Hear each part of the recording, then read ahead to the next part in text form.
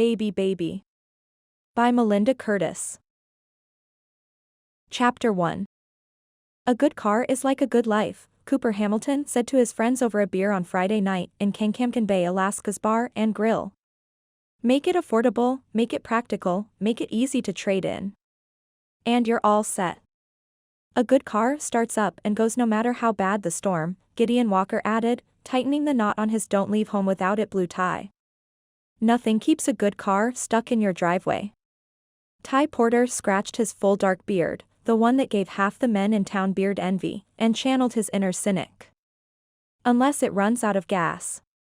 Coach, the bar's owner and bartender, rolled his eyes. And Coop couldn't blame him. In their high school years, Coop, Gideon, and Ty had strutted around town looking down their noses at K-Bay because they were destined to leave for better things in the lower 48. Now they'd become a sad cliché. A fixture at the K-Bay bar and grill. Always taking up the 3 seats at the elbow of the bar near the kitchen. As demoralizing as the 0-0 score of the hockey game on television. There were other fixtures in the old bar, of course, the large brass bell that hung over the beer taps, the hand-painted sign above the mirror proclaiming it a nag-free zone, and the other regulars at their regular seats. Mike and his fishing buddies around the pool table. Sam and other cannery workers in the booths near the front windows. Derek and the cross-country truck drivers at the round wooden table in front of the big screen television. Coop supposed there was nothing wrong with being a regular and keeping to your group of friends. It was just that Coop hadn't expected to be one of them, the bearded, parka-wearing, windshield-scraping residents of a remote town in southwest Alaska. The hockey game on the big screen ended. There were calls for a change of channel. Coach worked the remote with arthritis-gnarled fingers. Other sports played silently on smaller TVs around the bar. Out of habit, Coop flexed his digits. His father had lost all the fingers on one hand in a fishing accident that had nearly killed him right before Coop had planned to leave for college. Made Coop appreciate his limbs and everyone else's, arthritic or not. A lifestyle report from an Anchorage station popped on screen. The reporter was interviewing a woman wearing a turquoise business suit that looked as though it belonged in Washington, D.C., not Alaska. The possibilities for matchmaking in Alaska are limitless due to the ratio of men to women here. Not one of the suited ladies' highlighted curls moved in the wind.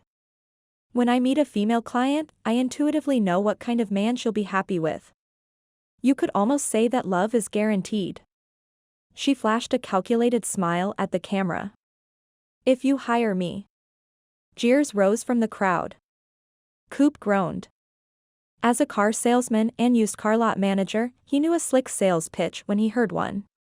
If that woman sold cars, she'd be doctoring repair records and rolling back odometers. Coach found a basketball game and the patrons settled down. There are no women in Alaska. Ty framed his statement in air quotes. That's a myth.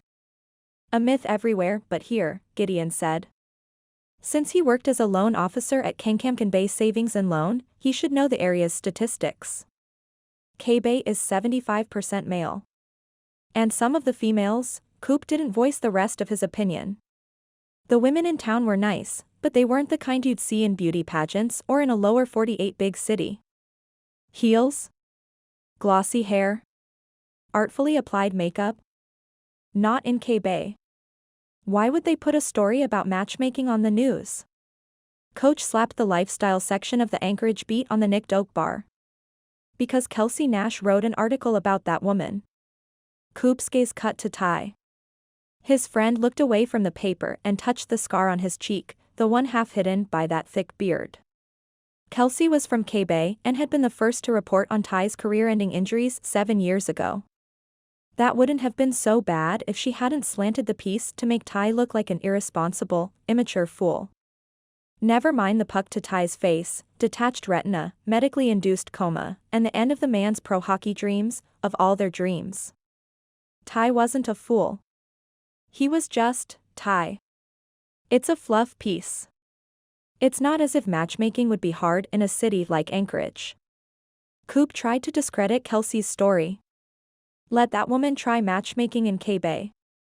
We could do better than her.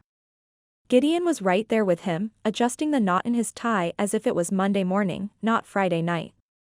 I mean, come on. What does a woman like that know about what a man from Alaska likes? It's not worth the space in the paper or the airtime on TV. Listen to yourselves. Coach's voice rumbled like a logging truck speeding over rutted black ice. Talking as if you had any idea about life or love. I just said life was like a good car. Coop sat up straighter. There was nothing that got his heart pumping like a good bar argument. And women like a good car. Just look at me. He spread his arms. I'm good car material. Sure you are. Coach poured sarcasm over Coop's belief. You're cheap, boring, and stuck in a rut. Just like my wife's snowbound sedan out on Old Paris Road. Won't get that out until spring. If ever. And if that didn't deflate Coop's tires. Ty was still lost in thought, presumably about his prematurely ended career, when Gideon jumped to Coop's defense. Men know what they want in a woman. To make a match, you just have to dig down deep to discover what the heck a woman really wants. That matchmaker using her intuition is farcical. If two people would just be honest about what they wanted.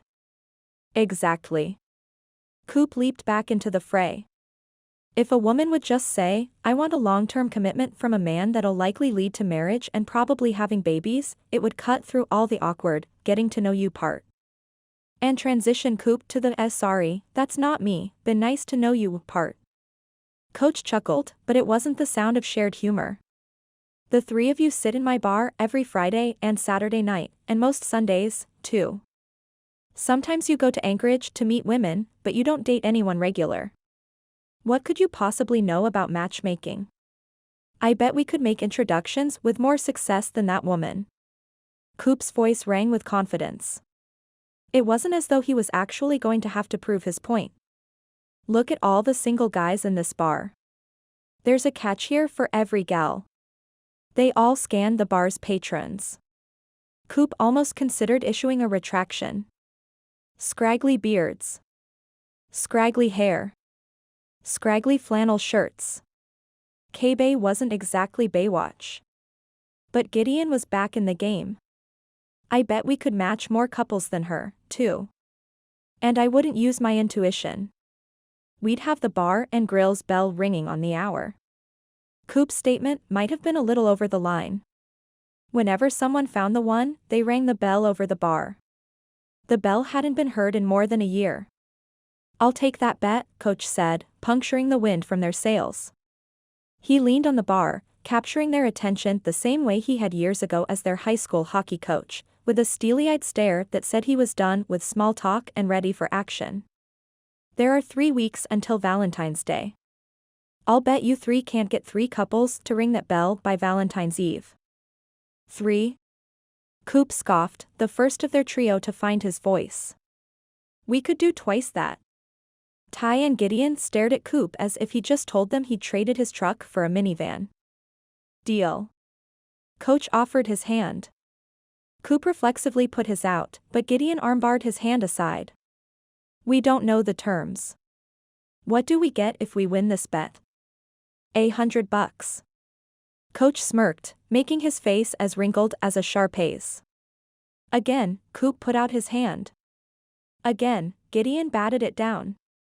That's not worth 1 match, let alone 6. 600, then. Coach's grin said he thought they'd fail. Heck, Coop thought they'd fail. 6? What had he been thinking? Clearly he hadn't been. Still, Coop kept his smile, the one that had helped him sell hundreds of cars, glued to his face. No reason to let Coach sense blood in the water. Coop glanced at Gideon. Gideon glanced at Co-op. It was too late to back out now. Their pride was at stake. They nodded and extended their hands to seal the deal, but this time it was Ty who stopped them from accepting the bet. Forget the money. If we win, we want jobs on one of your hockey teams. Ty had an expression on his face that Coop hadn't seen in 7 years, like a bull charging toward the china shop. He'd scowled like that during a high school championship and had defended for shots on goal in 2 minutes to ensure their team won. Coop wasn't sure if the entire bar heard Ty's terms or not. For a moment everything seemed quiet. Or it could have been the ringing in Coop's ears that blocked out the clinking of glasses, beer-roughened voices, and deep drifts of laughter. Jobs in the lower 48? It was all they'd ever wanted, to get out of town and work together in professional hockey. Coach's gaze morphed from dismissive to appraising. He owned large stakes in a couple of farm teams in the contiguous U.S. He'd been a successful hockey coach at the highest level, retiring early due to a severe case of rheumatoid arthritis now under control with a change in lifestyle and diet. "You want to sell popcorn and pretzels at some of my games?" Ty didn't flinch at the jab, although it hit him where it hurt because his thickly bearded chin jutted out. He'd gone from being a potential hockey superstar at 18, predicted to go high in the draft, to a jack-of-all-trades employee at K-Bay's rundown skating rink. "Coop can sell bottled sand in the desert. I'm sure you have marketing positions. Gideon can make money grow on trees." Legally, Gideon murmured. "And I know the game inside out." Ty's chin thrust halfway to Russia. "I could coach." The stakes of the bet had increased astronomically. It was what the three of them had dreamed of as boys, escaping Alaska. Only, back then, Coop was going to be Ty's sports agent and Gideon his financial advisor. When Ty's dreams had fallen apart, so had Coop's and Gideon's. Coop tried not to look as though he'd swallowed a fish bone. "Is it a bet, Coach?" "You've forgotten one thing." The older man leaned against the back bar and crossed his beefy forearms. "What do I get when you lose?" "We'll swim the polar bear challenge naked," Ty offered. Coach shook his gray, grizzled head. "You did that when you were teens. We'll bartend for you on weekends." At Coach's frown Gideon added, "For a month." "I like tending bar," Coach said with a shrug. "Gets me out of the house. Now, if you wanted to take my wife shopping in Anchorage every weekend for a month." They didn't. Coop stared at Kelsey's article, at the suited matchmaker, at Kelsey's postage stamp picture. "We'll take out an ad in the Anchorage Beat. Full page. Stating we know nothing about life or love, just like you said." Ty made a noise like a polar bear right before it dived under dark and stormy seas. Coach's faded blue eyes narrowed. "I want pictures, too. And an article about why Alaska is the best place in the world to live. Everything they stood against. Everything they complained about. Everything that made living in K-Bay as boring and rut-filled as Coach had accused Coop of being. It was one thing to be disappointed in his lot in life, another to be called on it. Coop didn't hesitate. "Deal." They all shook on it and Coach left them to check on other customers. They each stared at their shaggy, bearded reflections in the glass behind the bar. "Seriously, Coop?" Ty took aim with his fiercest expression. "An ad. This is worse than the time you convinced us to hitchhike to Anchorage our senior year. It's not as if anyone knows who you are. But me." Coach wasn't going for a naked swim in the Bering Sea. Ty's anger didn't faze Co-op. They'd known each other too long for him to take it personally. And he wouldn't have gone for something simple like a case of rare whiskey. "It is what it is," Gideon said, always the peacemaker. "But we can't tell anyone what it is." Coop nodded. "They'd be laughed out of K-Bay. Where do we start? Maybe we can get people to fill out an online survey." Gideon perked up. He loved anything techish. "I could design a program to pair them up." The inner front door opened, and a woman stepped in. She was wrapped from neck to snow boots in a reddish-brown parka that made her look like a stuffed sausage. Conversation in the room died away as every pair of male eyes turned toward her. She peeled off her knit cap, revealing shoulder-length, glossy blonde hair, and artfully applied makeup. She was pretty, beautiful even. The kind of woman that men stopped and took notice of. Coop sat up straighter. "Noticing. Here's our first customer." She unfastened her jacket with small, delicate hands, revealing a small, delicate head covered in blonde fuzz. A baby. Strapped to her chest. The room heaved a sigh of regret. Conversations resumed, albeit not at their usual volume. Slumping, Coop returned his attention to his beer. And there goes our first customer. Boots rang across the oak floor. Gideon tapped Coop on the shoulder. She's coming over here. Coop turned back around. It was the weirdest thing. Coop was used to Alaska's winters, used to the cold. But as the woman and the baby approached, the room took on a chill. She stopped in front of him and arched a golden brow. Cooper Hamilton? Coop nodded, rather numbly, because there was something familiar about the woman's face, about her smooth voice, about the swing of her pretty blonde hair across her shoulders. She gestured to the baby. I believe I have something of yours. Chapter 2. You don't remember me, do you? Nora Perry couldn't help sounding angry and embarrassed.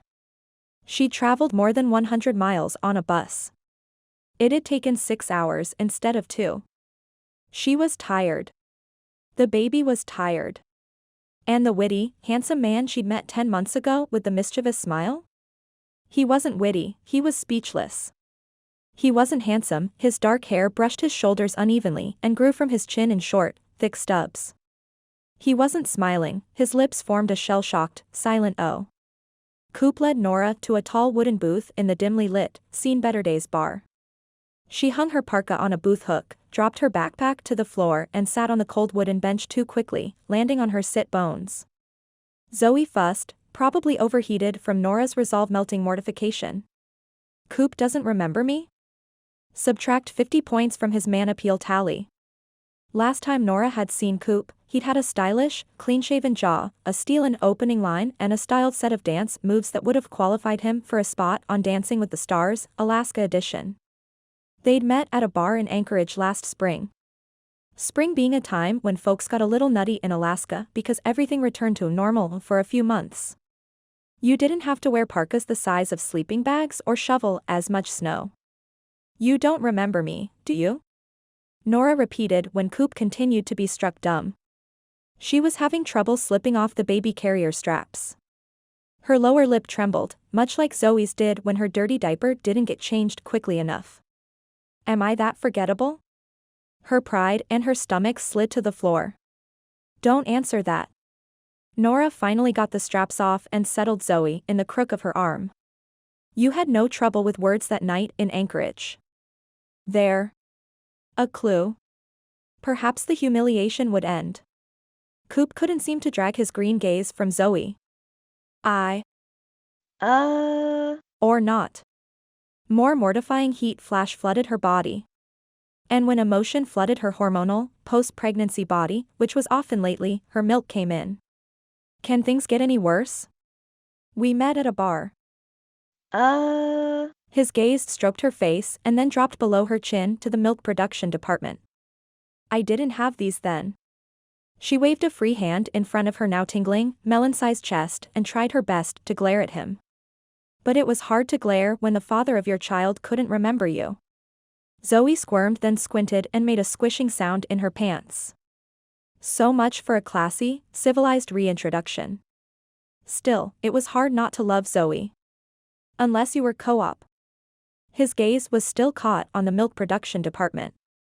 Excuse me. Nora scooched off the bench seat and rummaged in the backpack that served both as her purse and her diaper bag. Was it just last year she'd carried a budget-busting Dooney and Burke tote? It seemed like a lifetime ago. Nora tugged her diaper kit free and shot Coop another deadly glare. Don't go anywhere. Coop raised his hand slowly, as if in surrender, still in bachelor shell shock. Nora was having a shock of her own. She wasn't just a one-night stand. She was a forgettable one-night stand. Coop was just like her father, a happy-go-lucky drunk going through life in memory-stealing binges. I'm not going to let Coop hurt Zoe like Dad did me. Nora was in Kenkamken Bay for one thing and one thing only. Child support. She wasn't looking for a relationship with her baby daddy. Coop, being a self-centered bachelor, would probably be relieved that all she wanted was money. With direct deposit from his bank to hers, he need never see her or Zoe again. In fact, given who he was turning out to be, Nora preferred it that way. The ladies' room was a pleasant surprise. It was clean and had a drop-down change table. Nora made quick work of the diaper, enjoying Zoe's cooing nonsensical song. But the restroom lacked a place to sit and breastfeed. And boy, did she need to breastfeed. Given Coop's stupefaction, her breastfeeding in public would probably send him to an early grave, which, setting aside her own discomfort at the public airing of a private event, would be highly satisfying. Spirits bolstered, Nora opened the door. Coop was waiting for her, no longer looking like a man who couldn't believe he'd plowed his beloved sports car into a tree. His green eyes sparkled. His grin dazzled with straight teeth as white as snow. Tangerine dress. Yellow heels. St. Patrick's Day. She'd wanted him to remember her. And yet, Nora felt as if the unsalted nuts she'd eaten on the bus were giving her indigestion. You ordered white wine. His grin spread over his now handsome, despite the beard, face. Funny what improvements that smile did to a shaggy man's looks. We went back to your place, Anne. Please. Nora walked past him to the booth. Not in front of the baby. Everyone in the bar stared. She felt their eyes like a field mouse feels a circling hawk's calculating gaze, almost as if they were protective of Coop, more than ready to join him in rejection of her paternity claim. Her steps quickened. A woman in a strange town accusing the local golden boy she'd had his baby? It had been a mistake to come. A desperate, stupid mistake. She'd find the means to get by without Coop's money. She'd get a second job. She'd trade babysitting services with other working moms. There had to be a way to raise Zoe without Coop's help. He slid into the booth across from her, looking decidedly chipper. The thing is, Nancy. Nora. She resented his too late chipperness and his too false charm. I remember you. His voice dropped from light and pleasant to dark and repellent. And I distinctly remember using protection. His smile never wavered as he tried to back her off from her claim. Her father had a smile just like it, one that said he never worried about anything. And Dad didn't worry. Not when he'd lost everything because one of his many get-rich-quick ideas failed. Not when he had a baby with a woman he didn't remember meeting in a bar. You missed your weekend with the kids, Nora's mother would say. It was 3 weeks ago. And your check. Bounced again? I'll write you another. Dad would flash a minty smile meant to cover the alcohol on his breath. Why waste time arguing?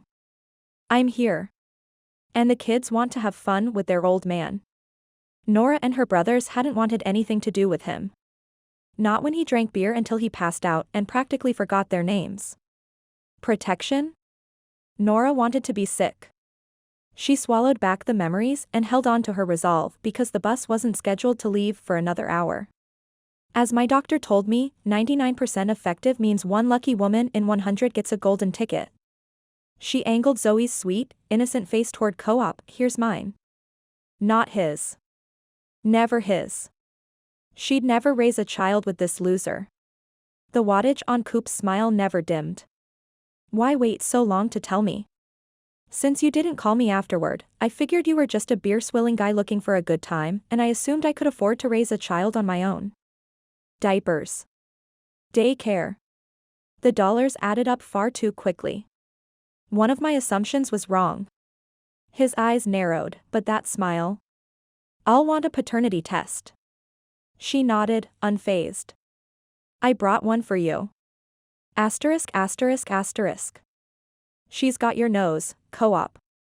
Coop couldn't see what Gideon saw, maybe because a demoralizing thought kept buzzing in his brain. I'm going to lose my second opportunity in the NHL, even if I win the bet. It can't be mine. The baby swaddled in neon pink in Nora's arms seemed like any other to him, round cheeks, tufts of blonde hair, squinty eyes. Maybe the eyes looked like his after one too many beers the night before, but those days were few and far between now. As were his days of picking up women in bars. A change made too late, it seemed. He'd retreated with sluggish steps to the bar when Nora told him she was going to breastfeed. It might not be mine, he said to his friends. His words didn't sound convincing even to himself. Nora's words sounded convincing. Congratulations on a baby girl. Coach guffawed and set a shot of whiskey on the bar in front of Co-op. She's got the Hamilton nose. Won't be long before you're having tea parties and playing with dolls. Taking her to tap dancing lessons, Ty said slyly, clearly enjoying this too much. Laying down the law with the guy who takes her to prom. Gideon grinned. Jumping the gun, as usual.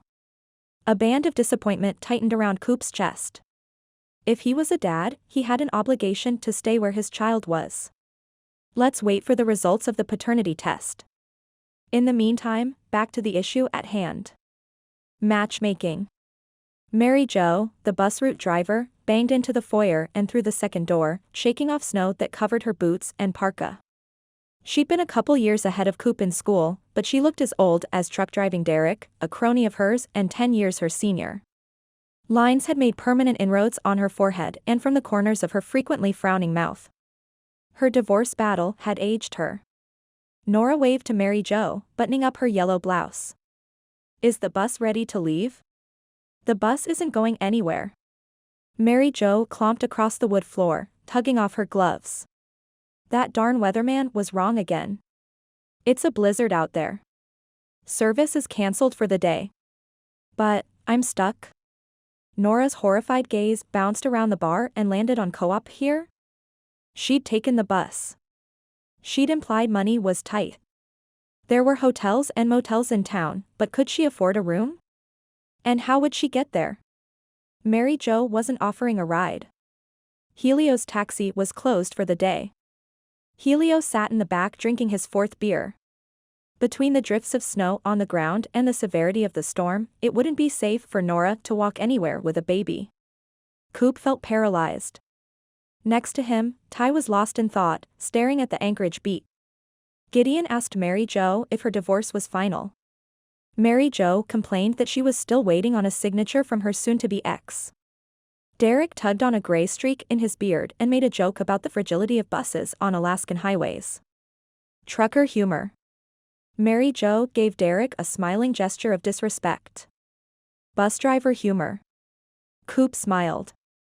Just another Friday night at the bar. A dark and stormy night. Near whiteout conditions. A woman alone. With a baby. A baby that could be his. Coop dropped his booted feet to the floor and stood, girding himself. Ty's head came up. He assessed the situation with goalie-like speed. Don't do it. Don't ask her to stay at your place. Why not? Gideon stepped into Coop's path, keeping his voice low. Even the Moose Motel is better than your place. Coop had expected advice about keeping his distance from Nora until he knew that baby was his. He hadn't expected criticism of his home. Are you kidding me right now? Free accommodations? She'll be grateful. She'll think you're incapable of looking after yourself. Ty made a sweeping gesture that encompassed Nora, the baby, and then Co-op, look at her and then take a good, long look at your scruffy, backwoods self. Chapter 3. Home sweet home. Coop opened the door for Nora and stepped aside. Nora had been giving Coop points for a nice truck. No rust-eaten side panels. No dented fenders. No crumpled fast food wrappers. And he'd driven competently on the snowy roads and through the storm. But the house. A dark and dated mobile home. Subtract 10 points. Duct tape across the foyer carpet and on the transition to kitchen linoleum. Subtract 20 points. The shabby, sagging furniture and dreary lighting, the bigger-than-big screen television, the mess of boots and shoes by the door, the stack of empty soda cans next to the sink. Subtract 40 points. Her backpack dropped to the ground. If Coop lived like this, how could he afford child support? That you, Cooper? A scratchy, sleepy male voice erupted from the back at loudspeaker volume. Zoe startled, jerking against Nora's torso beneath her parka. Nora slid the zipper down, preparing to get settled in. What choice did she have but to stay? Yeah. Pop. I brought home a guest, Coop shouted. He shoved a workout bag beneath a storage bench, nudged a jumble of shoes and boots against the wall, hung up his jacket and another that was on the carpet. My dad moved in a couple years ago. He couldn't live alone after the accident. The floor creaked in a back room. Coop's father appeared in the hallway, leaning heavily on a cane with a hand that had no fingers. He'd taken in his father? Nora gave Coop all his dark mobile home, worn living room, and bad housekeeping points back. The older Mr. Hamilton had short, peppery hair and the spotted, leathery complexion of a fisherman.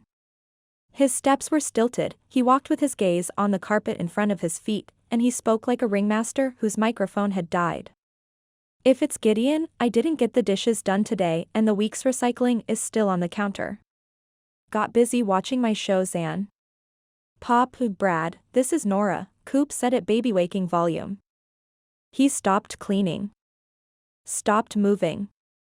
Stopped looking like a man who made the world go around with his smile.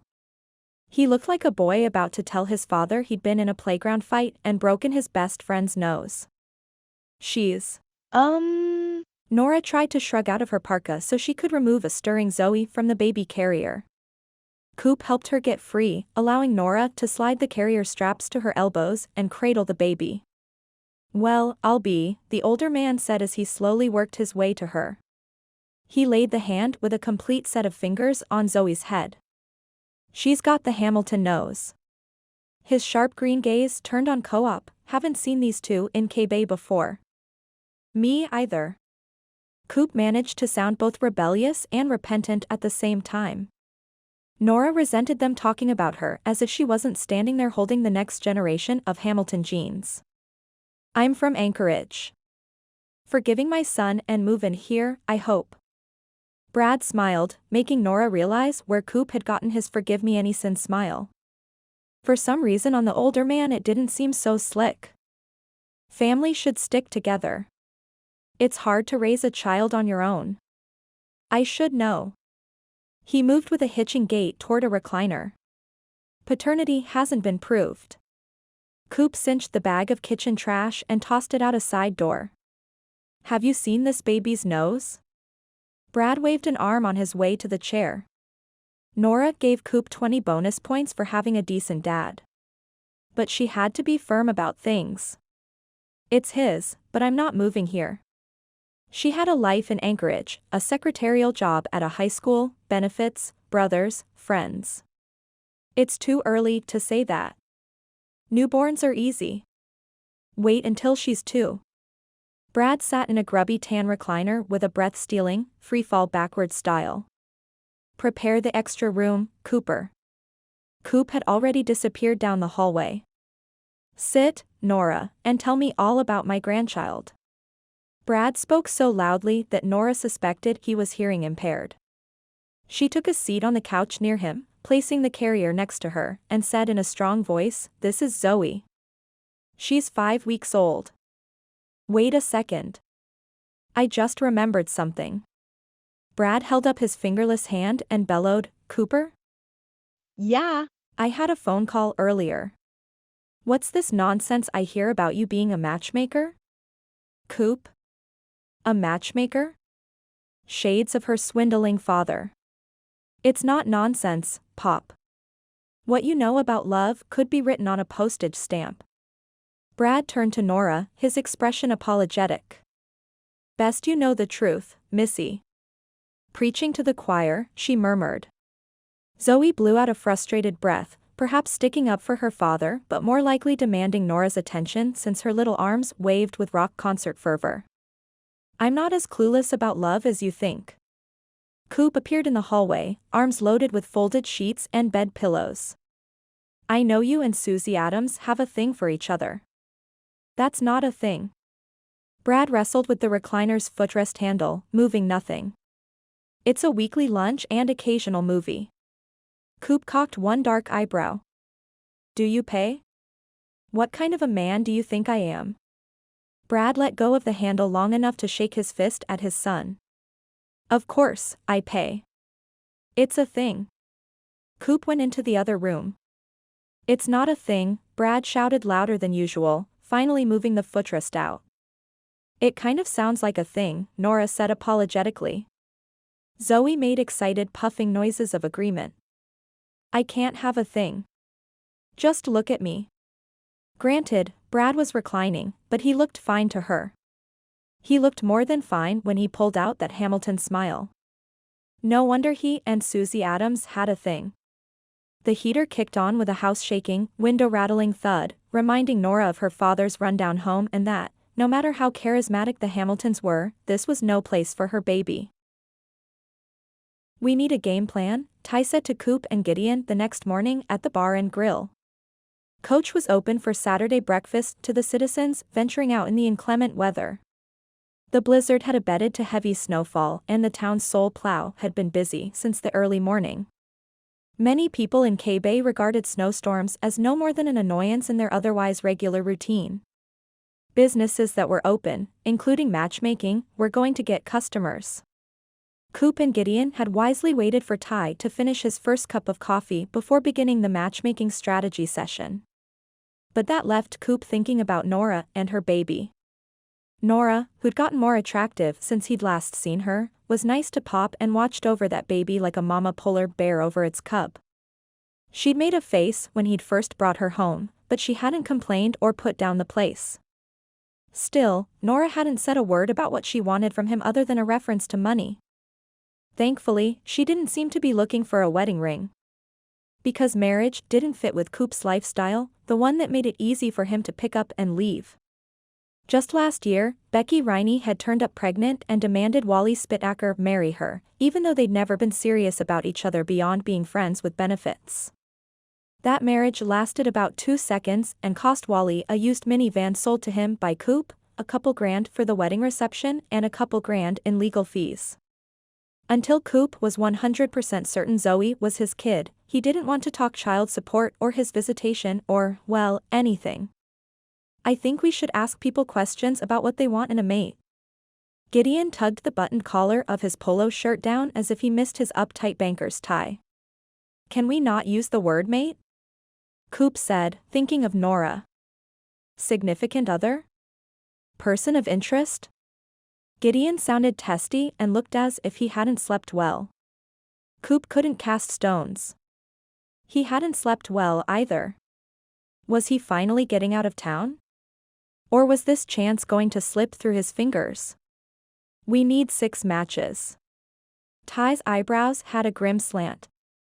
6, not 3. For the life of me, I can't come up with a plan. Your plans weren't always good ones.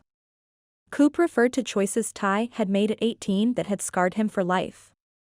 When I want to get a sales boost at the car lot, I park the flashiest, most expensive car right next to the street. Doesn't matter if they don't buy it. Chances are if they come to look, I can get them to buy what they need. And the flashiest woman in town is Tatiana. A slow grin appeared in the depths of Ty's beard. Tatiana Michaels was just back from college and in training to be the town queen bee. Men either ran to please her with the knowledge she'd chew them up and spit them out, or they ran from her because they valued their wallets and their pride. Either way, she was the flashiest, most notorious single woman in Kenkamken Bay. Coach slid 3 plates loaded with campfire scramble specials in front of them. Tatiana isn't going to ring that bell. The bar owner called out a greeting to Derek before disappearing into the kitchen once more. Coach is right. Gideon peppered his food. Isn't using Tatiana bait and switch? If Tatiana agrees to sign up for matchmaking, who's to say one of our male clients wouldn't be the perfect match for her? Coop really needed to believe his own sales pitch. Once we let it be known Tatiana signed up, men and women will come to us in droves. Kenkamken Bay doesn't have droves of singles. Ty set down his egg-loaded fork, back to looking grim. At least not singles I'd consider eligible. Work with me here. Coop needed his friends to jump on board. Granted, Ty had more of a reputation at stake than Coop or Gideon, but they needed to choose a direction and go for it, not snipe at each other. Once they sign up, Gideon can give them his love survey. I wouldn't call it a love survey, Gideon mumbled. Or even a survey at this point. Regardless, Coop shot them with a look that had sent many a new hire racing out to sell a car. We need to make a list of all the singles in town and get them down here. Now. Today, while nothing else is going on.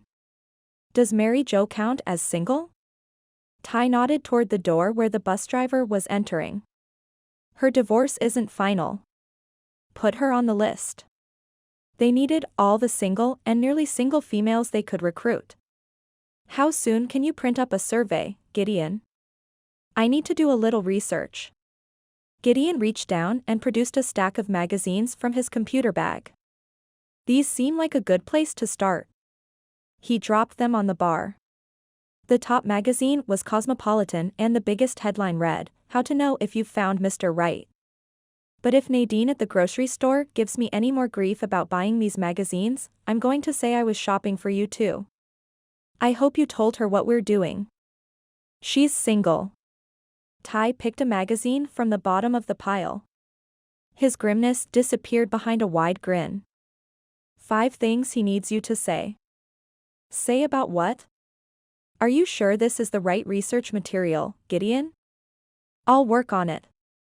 Gideon swiped the magazine back. Don't get upset. I have complete faith in your vision and geekiness.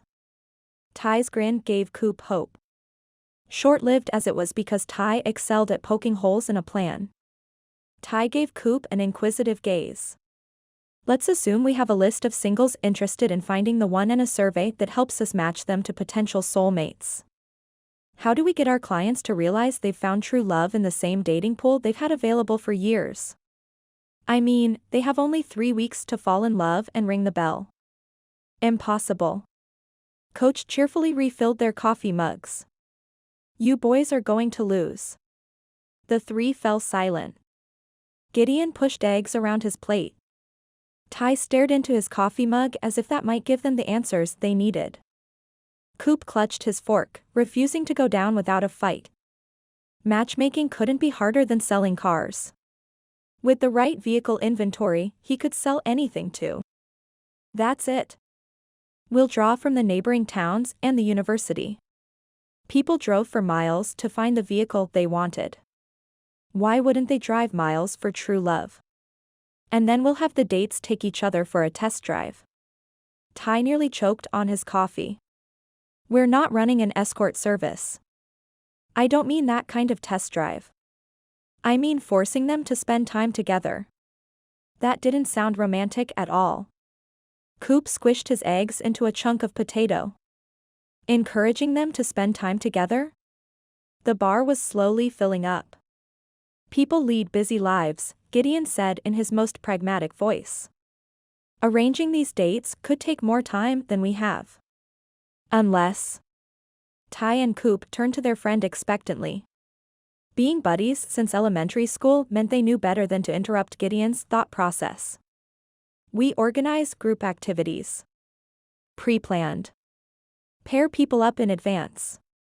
Gideon had a gleam in his eyes that indicated he was on to gold. Activities like I don't know. A boat trip?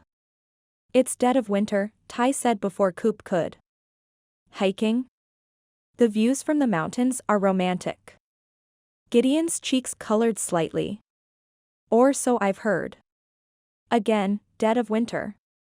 Ty, Mr. Glass half empty. A test drive, Gideon's gaze turned distant. Of course. An ATV excursion. Who doesn't love riding through the mountains on an ATV? Tatiana came to mind.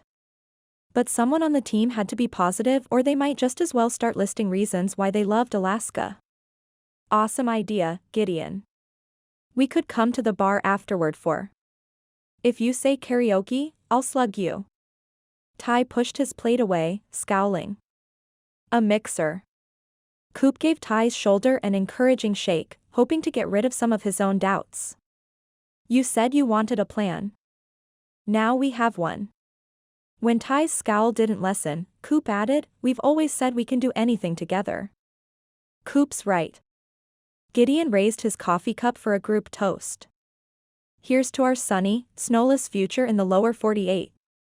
Coop raised his mug. What do you say? Are you in, Ty? They'd be sunk without him. This is crazy. Ty blew out a breath. But. Okay, I'll try not to let you down. They clinked mugs. We're all in. Coop took a sip of strong black coffee, feeling more confident than he had since they'd made the bet. Now, about that list of singles. I'm rallying the troops. Pop entered the bar and grill with an unsteady shuffle, a gust of wind and Nora. Since the snow's not letting up, I decided it'd be easier to create a baby command center here. Coop made a turn down the volume gesture with both hands. What is a baby command center? And why did Nora show up every time Coop felt as if his dreams were within reach? The storm ain't moving. And my grandchild needs things. Pop tottered to a booth and claimed it with his usual fast, plunk his butt down mo. Almost immediately the door to the bar opened and married women began streaming in as if it was Black Friday at the Mercantile. The invasion silenced the bar's regulars. The married invaders brought clothes for Nora and the baby, bassinets and car seats, curiosity and advice. Lots and lots of advice, which quickly turned to stories that made Coop's stomach turn. My baby had the worst colic, Mrs. Michelson said. He screamed so loud the neighbors thought we were torturing him. Talk about screams. Mrs. Lemon built upon the building drama. My Frank had an impacted tooth. Ruptured his gums like a seam ripping on my husband's pants. I thought he'd bleed out before we made it to the doctor. Nora's smile looked strained. And who could blame her? This was just like the time Coop hired Bobby Evans to help him sell cars. Bobby knew a lot about cars and engines and manufacturer reliability records. He knew nothing about when to shut up. The only car Bobby had sold in his 4-week tenure was to his mother. The tension in Nora's expression, combined with the way she held the baby protectively to her chest, unleashed boundary-making, protective instincts Coop didn't know he had. He crossed the bar and began negotiating a path through the crowd of perfumed women in parkas. They barely budged. At this rate he'd reach Nora by Valentine's Day. There was nothing like a baby to attract a lot of women. It was like flies being drawn to honey. Ladies, please step back. I'm a man who needs to see a baby. He very carefully didn't claim Nora's child as his own. Worked like a charm. The crowd melted away like room temperature butter for a hot knife. The women oohed and awed and patted Coop's shoulder as if he'd done something truly wonderful. Kind of made him feel like a cad. Cooper wants to hold his baby. Mrs. Begay topped her statement with a romantic sigh. She'd bought a SUV from him last summer and, on his advice, had special ordered the expensive snow tires that had no doubt carried her here. Mrs. Harrison, who'd never bought a car from Coop, was a grandmother of 5 and had been his third-grade teacher.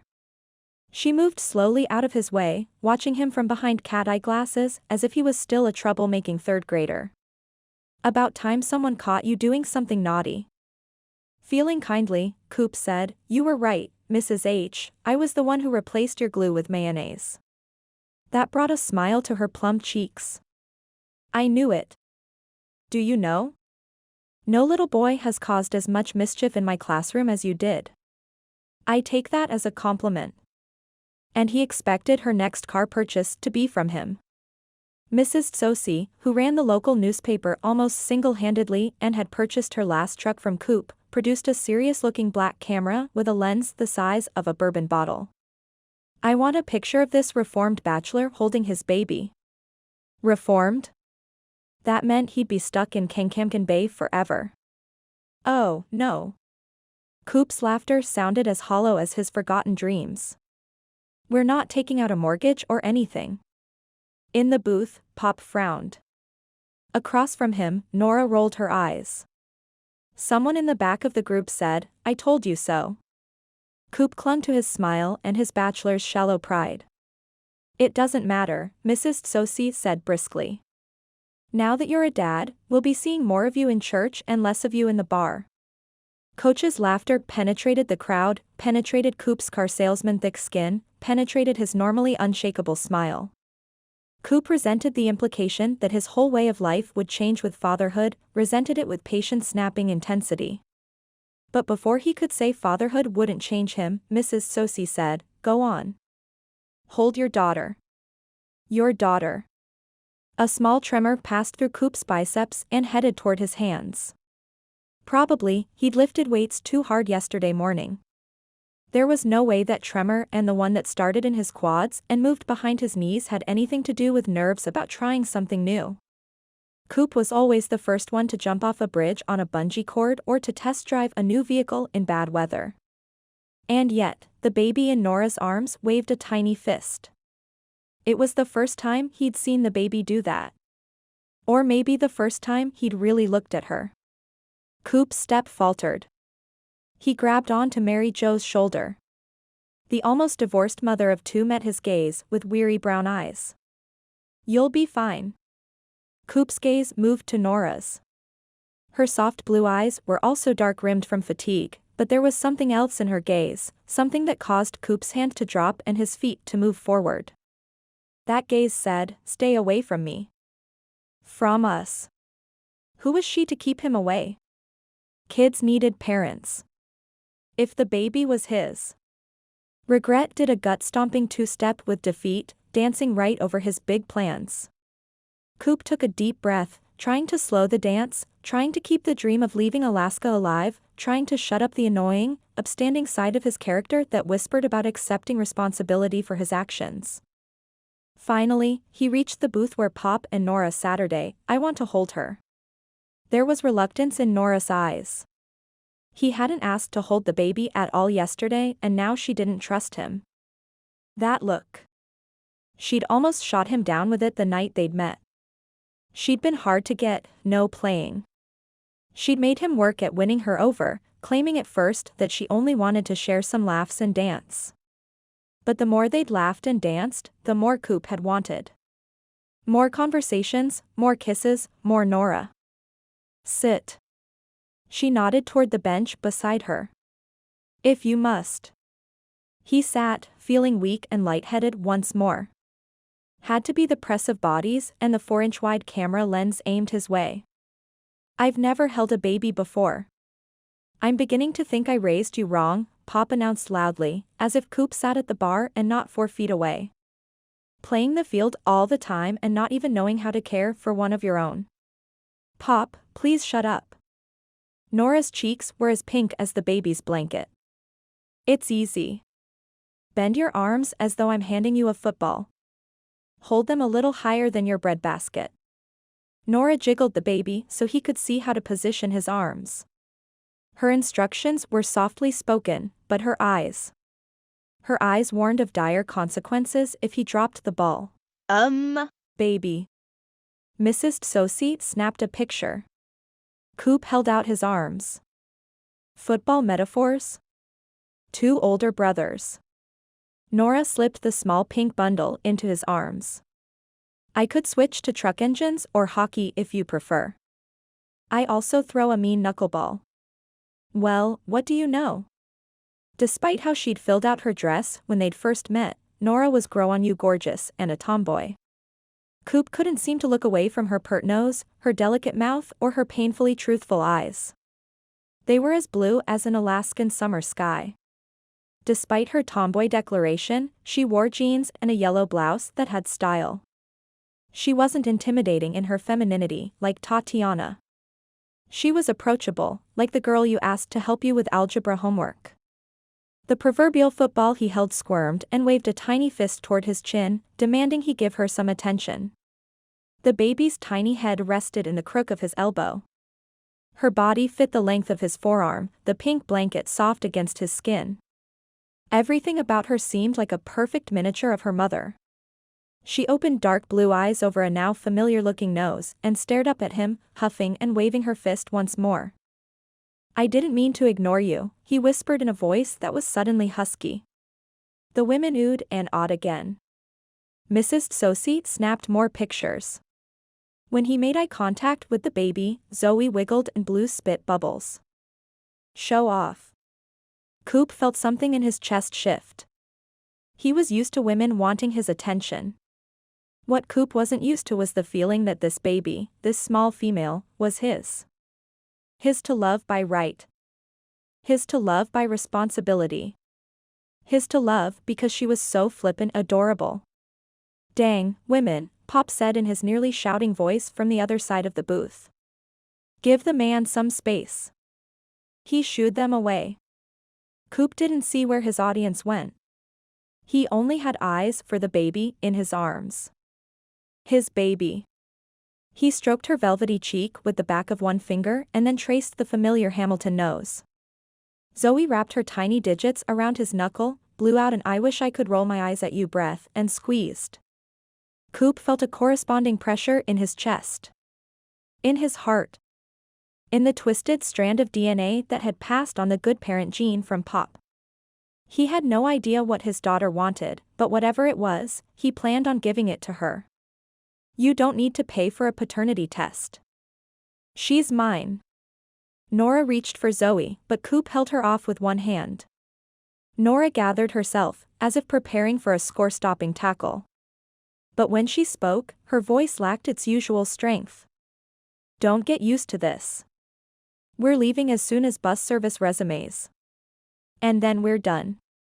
Bachelor co-op. Car salesman co-op. Those parts of him felt relief. But there was a new Coop in town. And that Coop felt a breath-stealing depression at the thought of never seeing Zoe again. Chapter 4. The way Coop had been giving Zoe a wide berth, Nora would never have predicted he'd fall in love with her. But there was the proof in his lovesick gaze. In the way he held Zoe close. In the way he whispered, "That's a great grip for a hockey stick. 50 points for having a heart." The crowd of mothers standing in the middle of the bar laughed and exchanged stories of moments when their men had realized being a father wasn't the end of the world. It was much preferable to their stories of sick, colicky babies. "Hey, Ty," Coop said. "Come check out my kid's grip." He spoke with pride, as if no other baby could possibly hold on to his finger as tightly as Zoe. Nora wanted to snatch her daughter back. She wasn't here to share Zoe with an irresponsible drunk. Coop had come to the bar before noon. She's just a normal baby. Nora brushed her hair behind her ear and tried to ignore the bitter taste of fear at the back of her throat. She wasn't about to let Coop get visitation and hurt Zoe with promises he never intended to keep in hopes that were constantly dashed. That's enough. But Coop had the new daddy bug. He stood and walked around the bar, showing off Zoe to whoever would let him. And many did. The bar was filling up. Nora cradled her forehead in her hands, staring at the scratched and scuffed tabletop. 50 points for being a proud dad. Another 50 because he was acting on faith by claiming Zoe as his. Despite the positives, tension gripped her forehead with a vicious pound. She wanted to be taking points away, not giving them. Let him have his moment, Brad said at an abnormal, for him, normal volume. Nora brought her head up, clasping her hands tight enough to crack a walnut. This moment won't last. Coop doesn't realize that raising a child is about more than showing up on Christmas morning with a gift. Brad's brow furrowed. Cooper isn't like that. He is. Nora nodded her hands. This visit wasn't about her. He doesn't want to be a dad. He doesn't even know what that means. He doesn't know what he wants, Brad countered, still using that normal volume voice, which probably served as his whisper. You've had months to get used to the idea of being a parent. Give him time. Zoe was becoming fussy, waving her fists and giving an occasional, demanding shout. Coop hurried back to their table, dodging a bassinet and basket of baby clothes. What's wrong with her? Did I do something wrong? She's hungry. Nora dug in her backpack for a blanket, feeling her milk let down. That's my cue to leave. Brad edged out of the booth, waving to a woman. Susie? When did you get here? I'll feed her. Coop held out a hand. He was clueless. He hadn't paid enough attention to either of them since they'd arrived. Biologically, you can't feed her. She's breastfed. Although Nora had been intrigued by a breast pump one of the women had brought. It would be nice to have a spare bottle for those times, rare as they'd been, knock on wood, that Nora had been too tense for her milk to come down. Okay. Coop transferred Zoe into Nora's arms and sat across from her. I'll be right here when you're done. I'm not going anywhere. Nora slung the flannel blanket over her shoulder, draped it across Zoe, and reached beneath it for the buttons of her blouse. You don't mean to do that here? Now. Coop's gaze darted around the room, seeming to log every male in the vicinity. I mean, you did it last night, but there are more people here today. Sensing it was feeding time, Zoe kicked and gave an impatient shout. Coop stared at the undulating blanket and then leaped to his feet to stand in front of Nora, blocking her from the view of most patrons with his broad shoulders.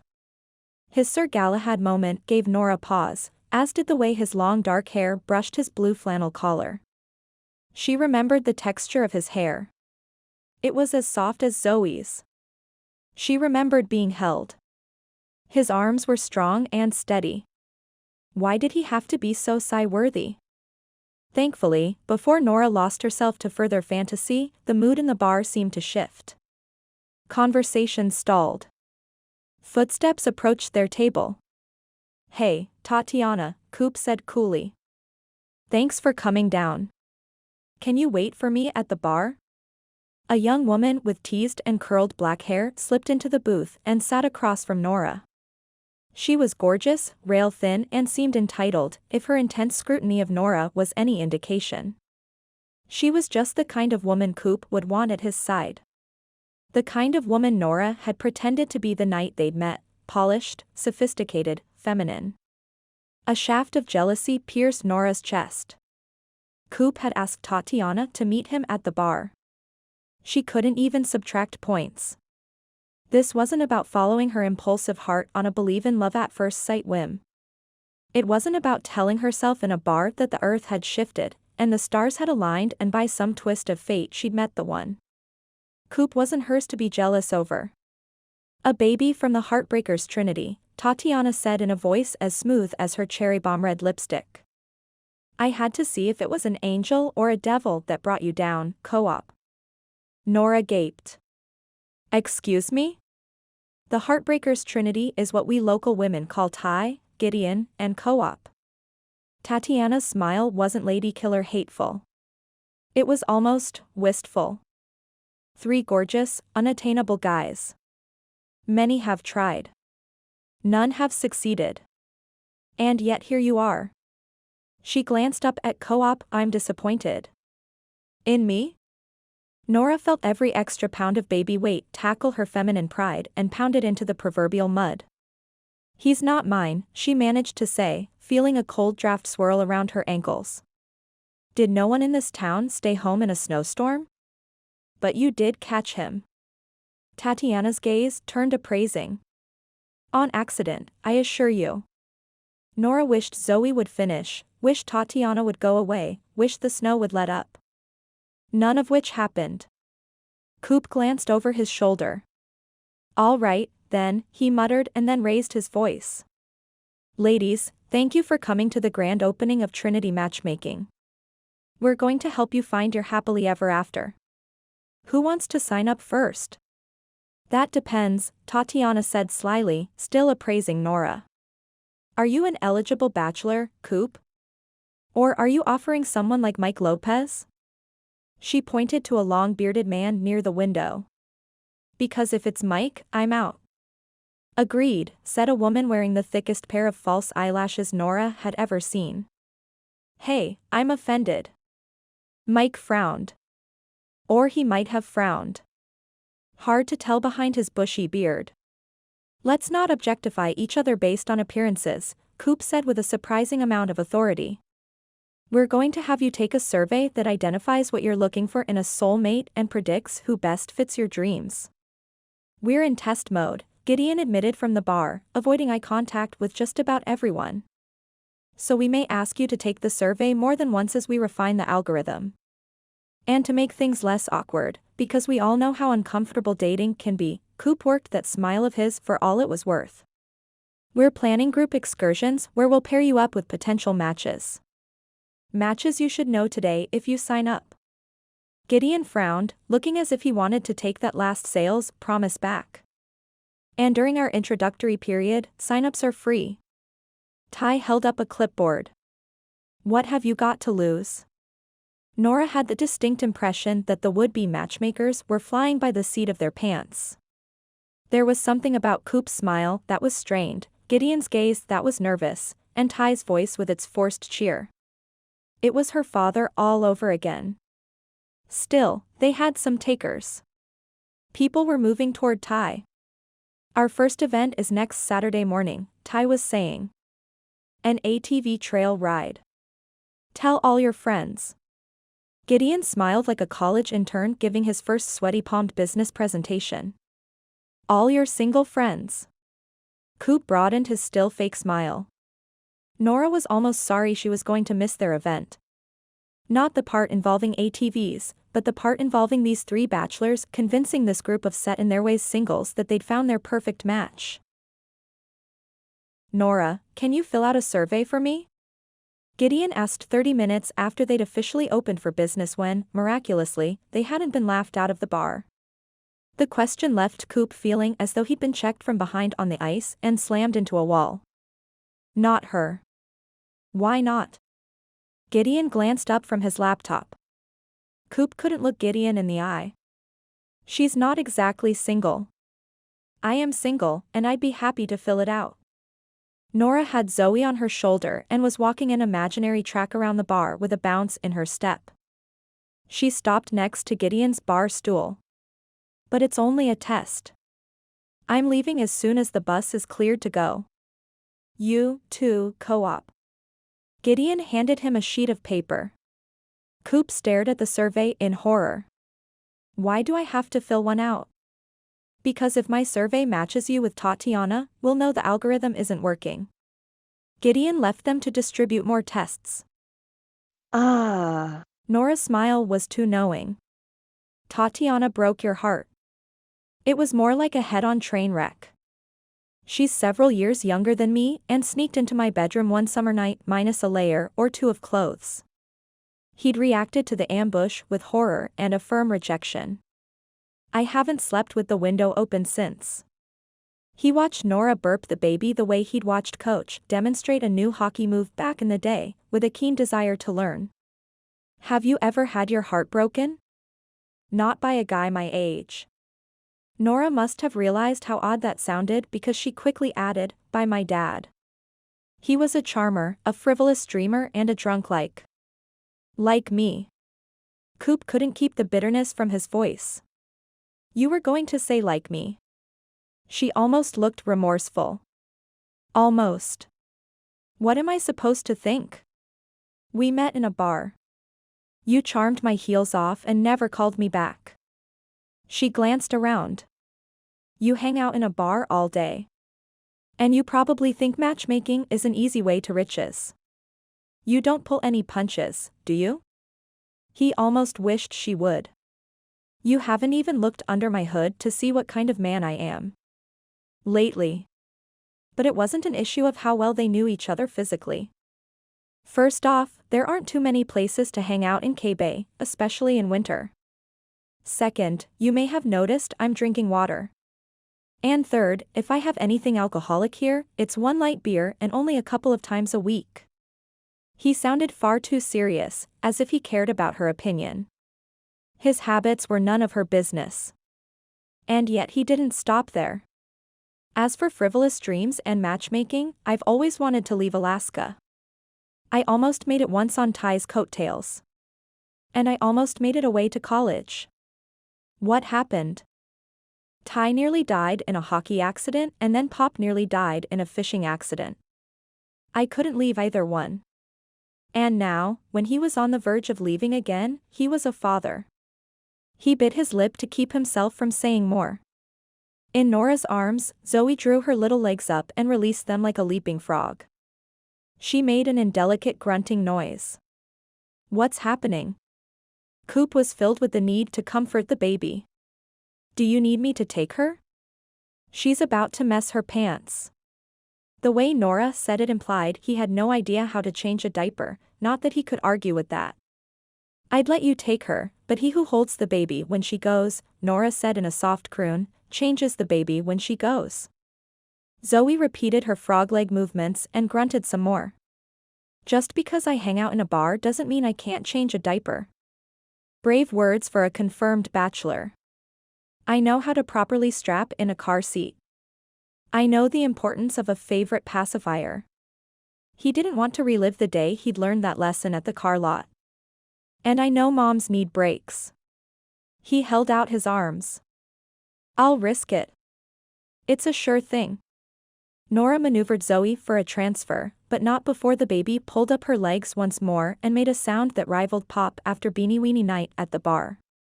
On second thought, Coop took a quick step back. This one's on you. Chapter 5. We're in trouble. Gideon angled his laptop on the bar so Ty and Coop could see. What now? Coop didn't think his nerves could take any more matchmaking drama.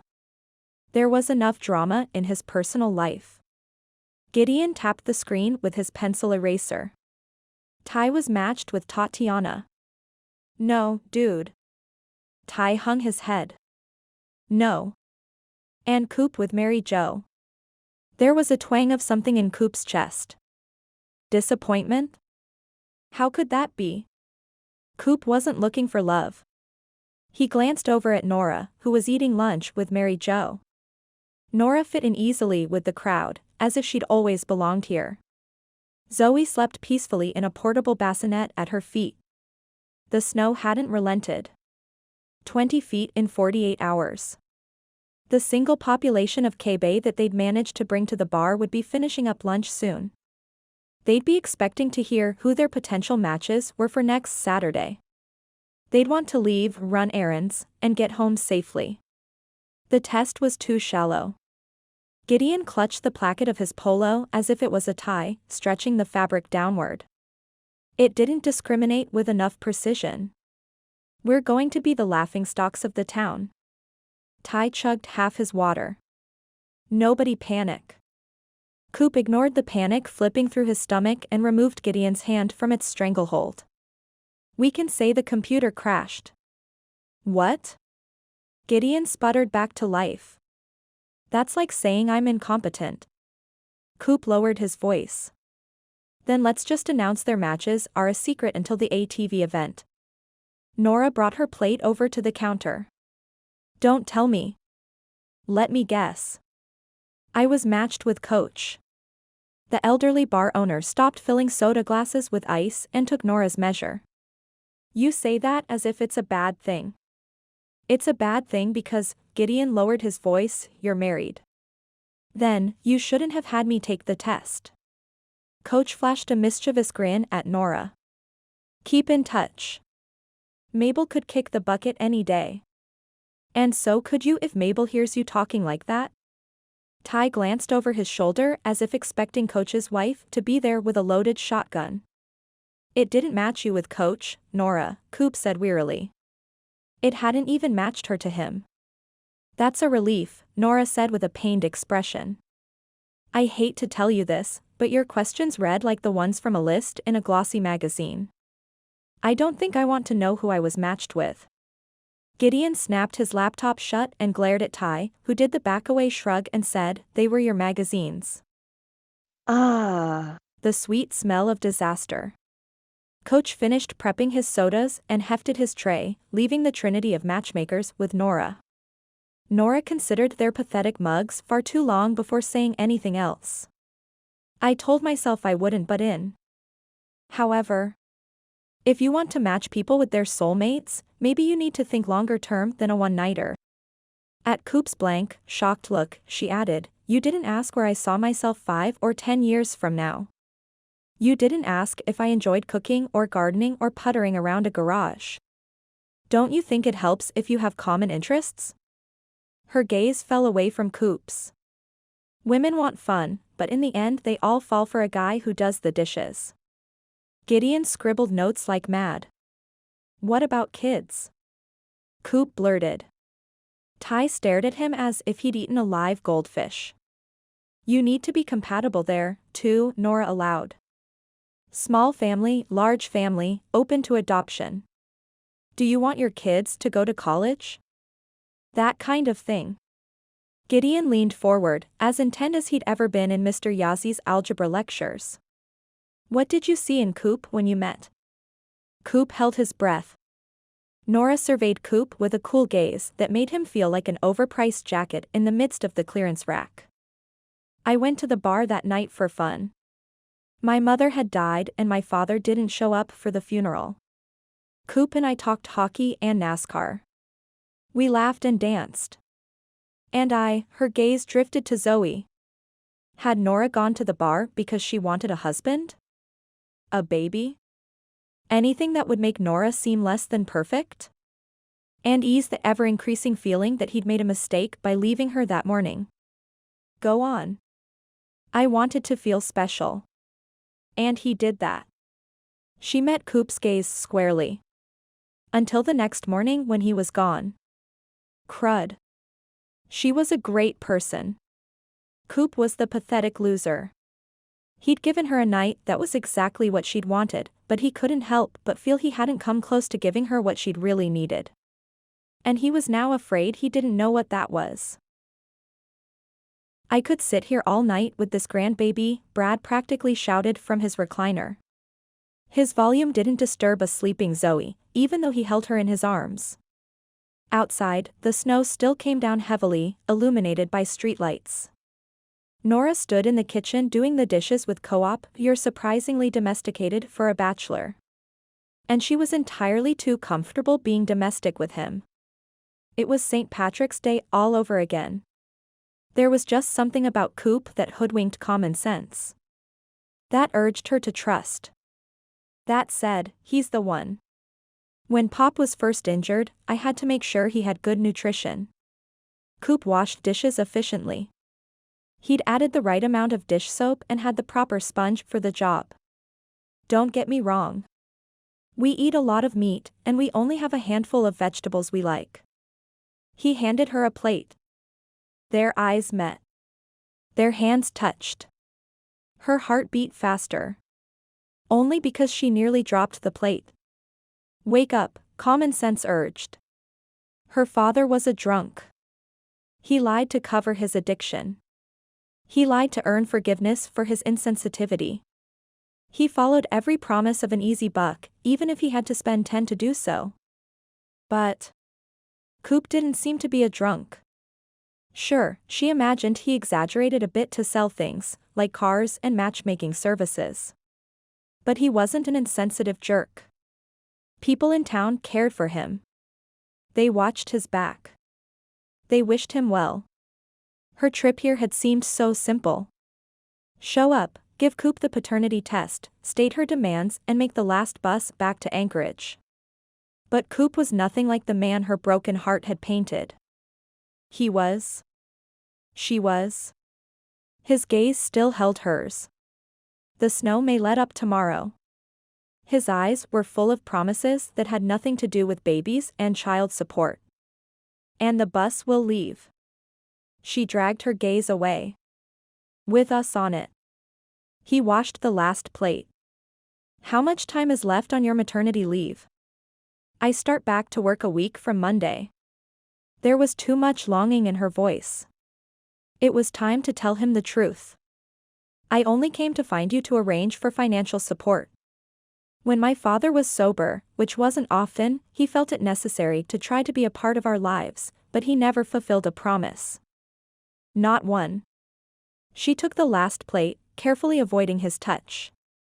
Even so, every time he showed up, I was hopeful he'd changed. That he'd finally be the father I wanted. She forced herself to look at Coop, to make him understand why she couldn't listen to her heart and stay. And every time, he broke my heart. I don't want that for Zoe. Coop's eyes darkened to a stormy green. I'm not some deadbeat who doesn't do what he says he's going to. Is that why you didn't tell me about Zoe?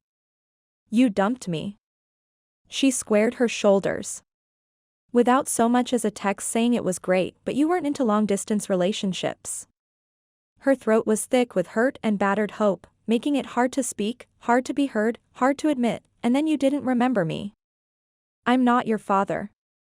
Coop held her arms with soapy fingers, turning her to face him.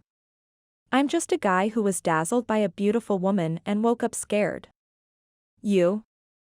The man with the nothing phases me smile? Scared? The sharp edge of hurt she'd been carrying around in her heart for 10 months dulled somewhat. We never talked about the future or our pasts. Coop lifted her chin with one wet finger. His eyes were soft and apologetic. His voice rough with remorse. I had dreams of being a sports agent, making big bucks and living large. I had dreams of living in Malibu, driving a Porsche and being a man every woman wanted. And then Ty had his accident. He paused to clear his throat. Now I'm a used car salesman and a struggling matchmaker living in a mobile home with his dad. No woman wants that. In case you haven't noticed, you're a good-looking guy, overlooking the beard, which was growing on her. With a steady job. Women give you points for that. Tatiana certainly did. Points? Like keeping score? A hint of a grin teased the corners of his mouth. I thought rating the opposite sex was something guys did. Her cheeks heated. She stepped back and began putting dishes away. I've heard some men rate women on their appearance at first glance. Don't even think about denying it, she said when he opened his mouth to do just that. I've heard them. And, she sounded guilty already. Some women keep a running tally in order to judge a man's long-term potential. You do keep score. He released the sink plug. The water slurped and gurgled, taunting Nora as his laughter might have. This is better than Gideon's survey. It's just a thing I do. It doesn't mean anything. There were no more dishes to put away. No more chores to hide behind. What's my score? There was a teasing note to his voice, but there was also an underlying platform of seriousness. Her hands knotted in the tea towel.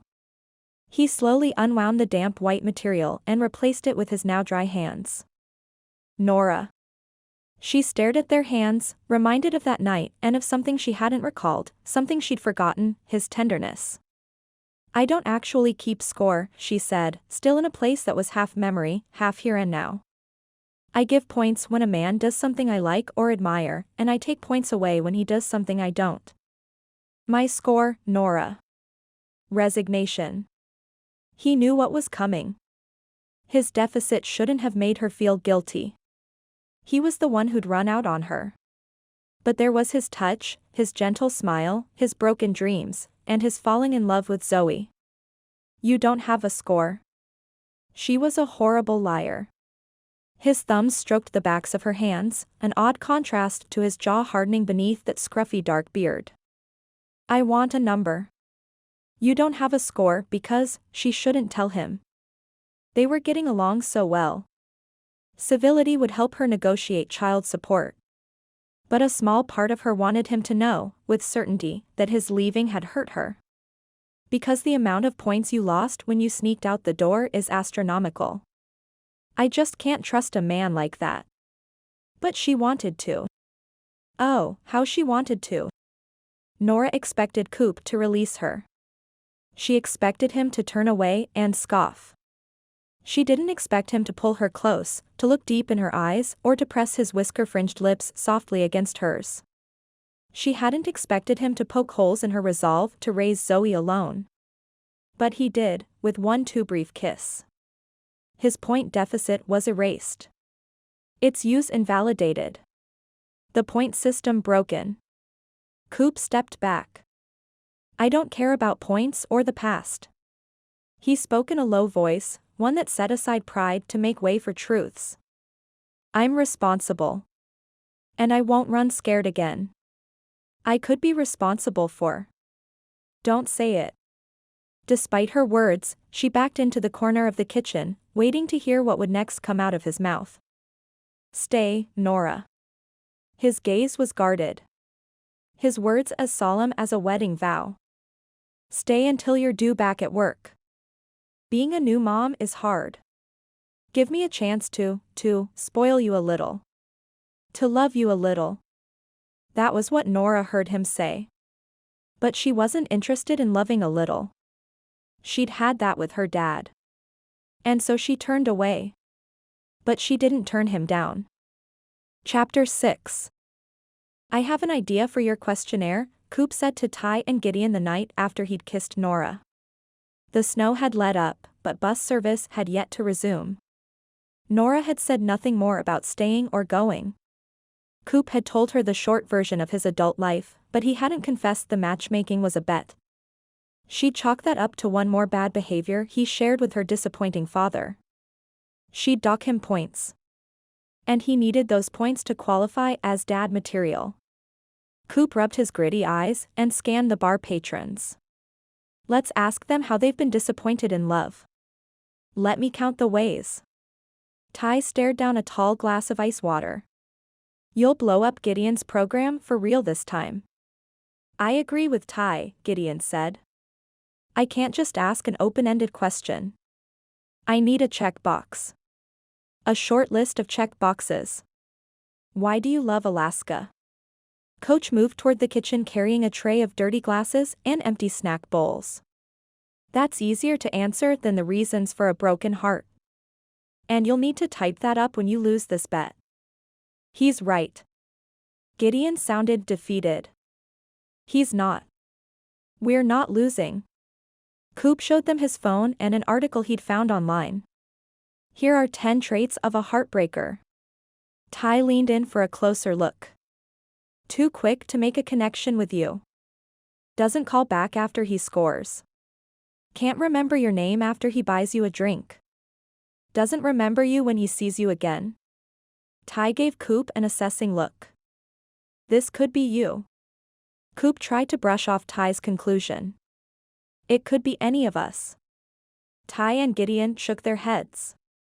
Okay, it was most likely co-op self-awareness sucked. I can't predict a man's behavior, Gideon pointed out. And no man will admit to being a jerk. I will, Coop said, ignoring their dropping jaws. He couldn't be the only one remorseful about the past. Where are we with the flyers for this weekend's ATV social? I put some up at the grocery store and the laundromat. Gideon stared at Coop's cell phone, sounding distracted, which Coop took to mean the wheels in his brain were starting to spin. Ice rink. Sporting goods store, Ty said. But they aren't working other than to bring people in to see what madness we'll undertake next. They can wait. Coop had no idea what madness they'd do next. We've had about 9 people sign up. Mostly guys, Gideon lamented. For this to work, we need bachelorettes. Coach came out of the kitchen and stopped in front of them. I used to enjoy running this place with no one but my cousin Rafe and me. If you're going to consider this your home base, you need to help out.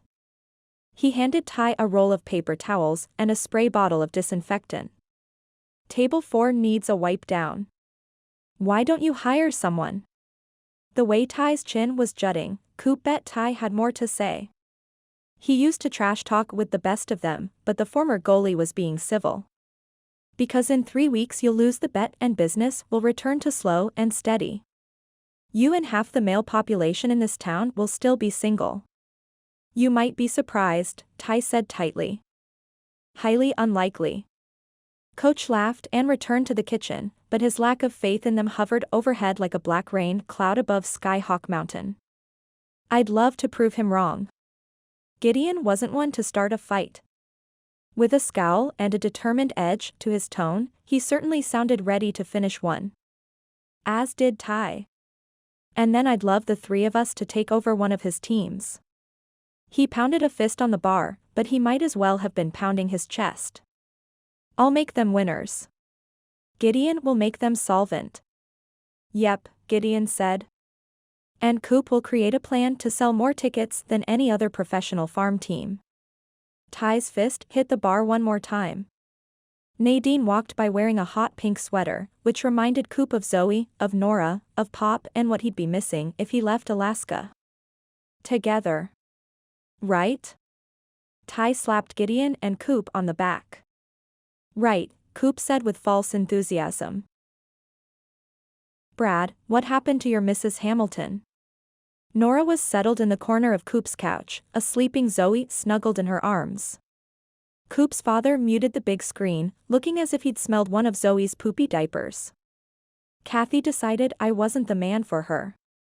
Then she decided Alaska wasn't the place for her. And then she decided being a mother wasn't the role for her. There was a coldness in his words that rivaled the below-freezing temperature outside. I could have forgiven her everything but the last. Nora brought Zoe a little closer. Poor Co-op, how old was he? 9. The older man cleared his throat. He'd always been the outgoing, trusting type, but that changed him. He was only outgoing after that. Other than Gideon and Ty, he didn't let people get close. No one. No one. And yet he'd asked Nora to stay. Because of Zoe. It had to be because of Zoe. But there was that kiss. The volume on the television went back up. Zoe blew a gentle bubble in her sleep. And Nora couldn't stop thinking about a little boy with a broken heart and an infectious smile. The crowd of singles for the ATV social was promising, 6 women and 9 men, including the 3 matchmakers. After pushing their services, they had many other candidates that couldn't make the event. Talk and laughter greeted the dawn. Gideon moved discreetly between their clients, mentioning names the refined survey had suggested might be their soul mates. With the supplemental test, Coop had been paired with Nora, which gave Coop a surprising feeling of warmth in his chest. But love and responsibility had kept him in K-Bay the last time he tried to leave. Coop wanted to take this one last shot at greatness. And yet, he had doubts. He and Nora had fallen into an easy rhythm during the week since she'd come to K-Bay. Coop made coffee in the early morning when Zoe awoke and wanted breakfast. After her feeding, he walked and burped the baby while Nora ate. The snow had let up enough to reopen the car lot. Coop came home for lunch. He cooked dinner. He took Nora and the baby to the bar for an hour or so in the evening for informal mixers for the matchmaking. But there'd been no more kisses, no more getting carried away on Coop's part and nearly promising Nora more than he could give. Nope. They talked about inconsequential things, as if they worked in the same office together. He didn't admit he couldn't stop thinking about fatherhood. She didn't admit he continued to fall short of her fatherhood standards. And Coop was relieved because he didn't have to choose between his dreams and responsibility. Not him. The distaste in Tatiana's rising voice killed the positive energy of the ATV crowd. I've dated beards like that. Never again will these cheeks receive beard burns. Almost as one, the men placed hands over their bearded chins, even Coop. A week. They'd been at this a week, and no one had rung the bell at the bar. And no one would today if Tatiana kept this up. Gideon drew Tatiana aside and spoke to her in a low voice. The women tried to pretend there was no tension in the air. The sun was out, and the snow was melting, especially on the southern mountain trail they planned to ride today.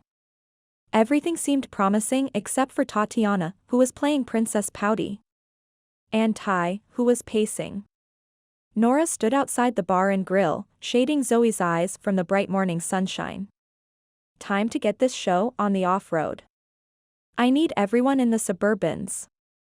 Ladies, you need to sit with one of the men Gideon brought to your attention. Coop had taken 2 large SUVs off his lot and rented 2 large trailers, which he'd filled with every 2-seater ATV he could borrow or rent in town. The day wasn't all about matchmaking. He was hoping to sell a Suburban to Mike. It was large enough he could take all his fishing buddies in the 8-seater. Coop was also hoping for a kiss for luck from Nora. One without strings. He had a better chance of selling a Suburban. What time will you be back? Nora asked when Coop came to say Goodbye. Worried about me? The wind whistled between the buildings. Coop adjusted Zoe's stocking cap more firmly around her little ears. I'm a mother. I worry about everything. At his frown she added, I worry this matchmaking thing is going to blow up in your face. And I'm worried someone out here is going to get their feelings hurt. Mine. When you leave and take Zoe. Coop had a thing for her. Couldn't she tell? The wind reached its cold hands inside his jacket and shook the material, covering up Coop's shock at the increasingly strong sentiment that he didn't want Nora and Zoe to go. If you and your friends are serious about matchmaking, you should charge for these things. She half turned away from him, sheltering Zoe from the wind. We're serious. About winning the bet and getting out of Alaska. This kind of work can open doors for us. I hope you don't mean bedroom doors. Her smile sparkled as bright as sunshine on a snowdrift. Would Nora want to go through that open door with him? Have you ever thought about moving away from Alaska? No, her brow furrowed. Why would I? My older brothers live here. The hopes he hadn't acknowledged fell. Nora wanted to stay. He wanted to go. Yet he couldn't quite let loose the idea. What if there was a job waiting for you in another state? Her gaze turned suspicious.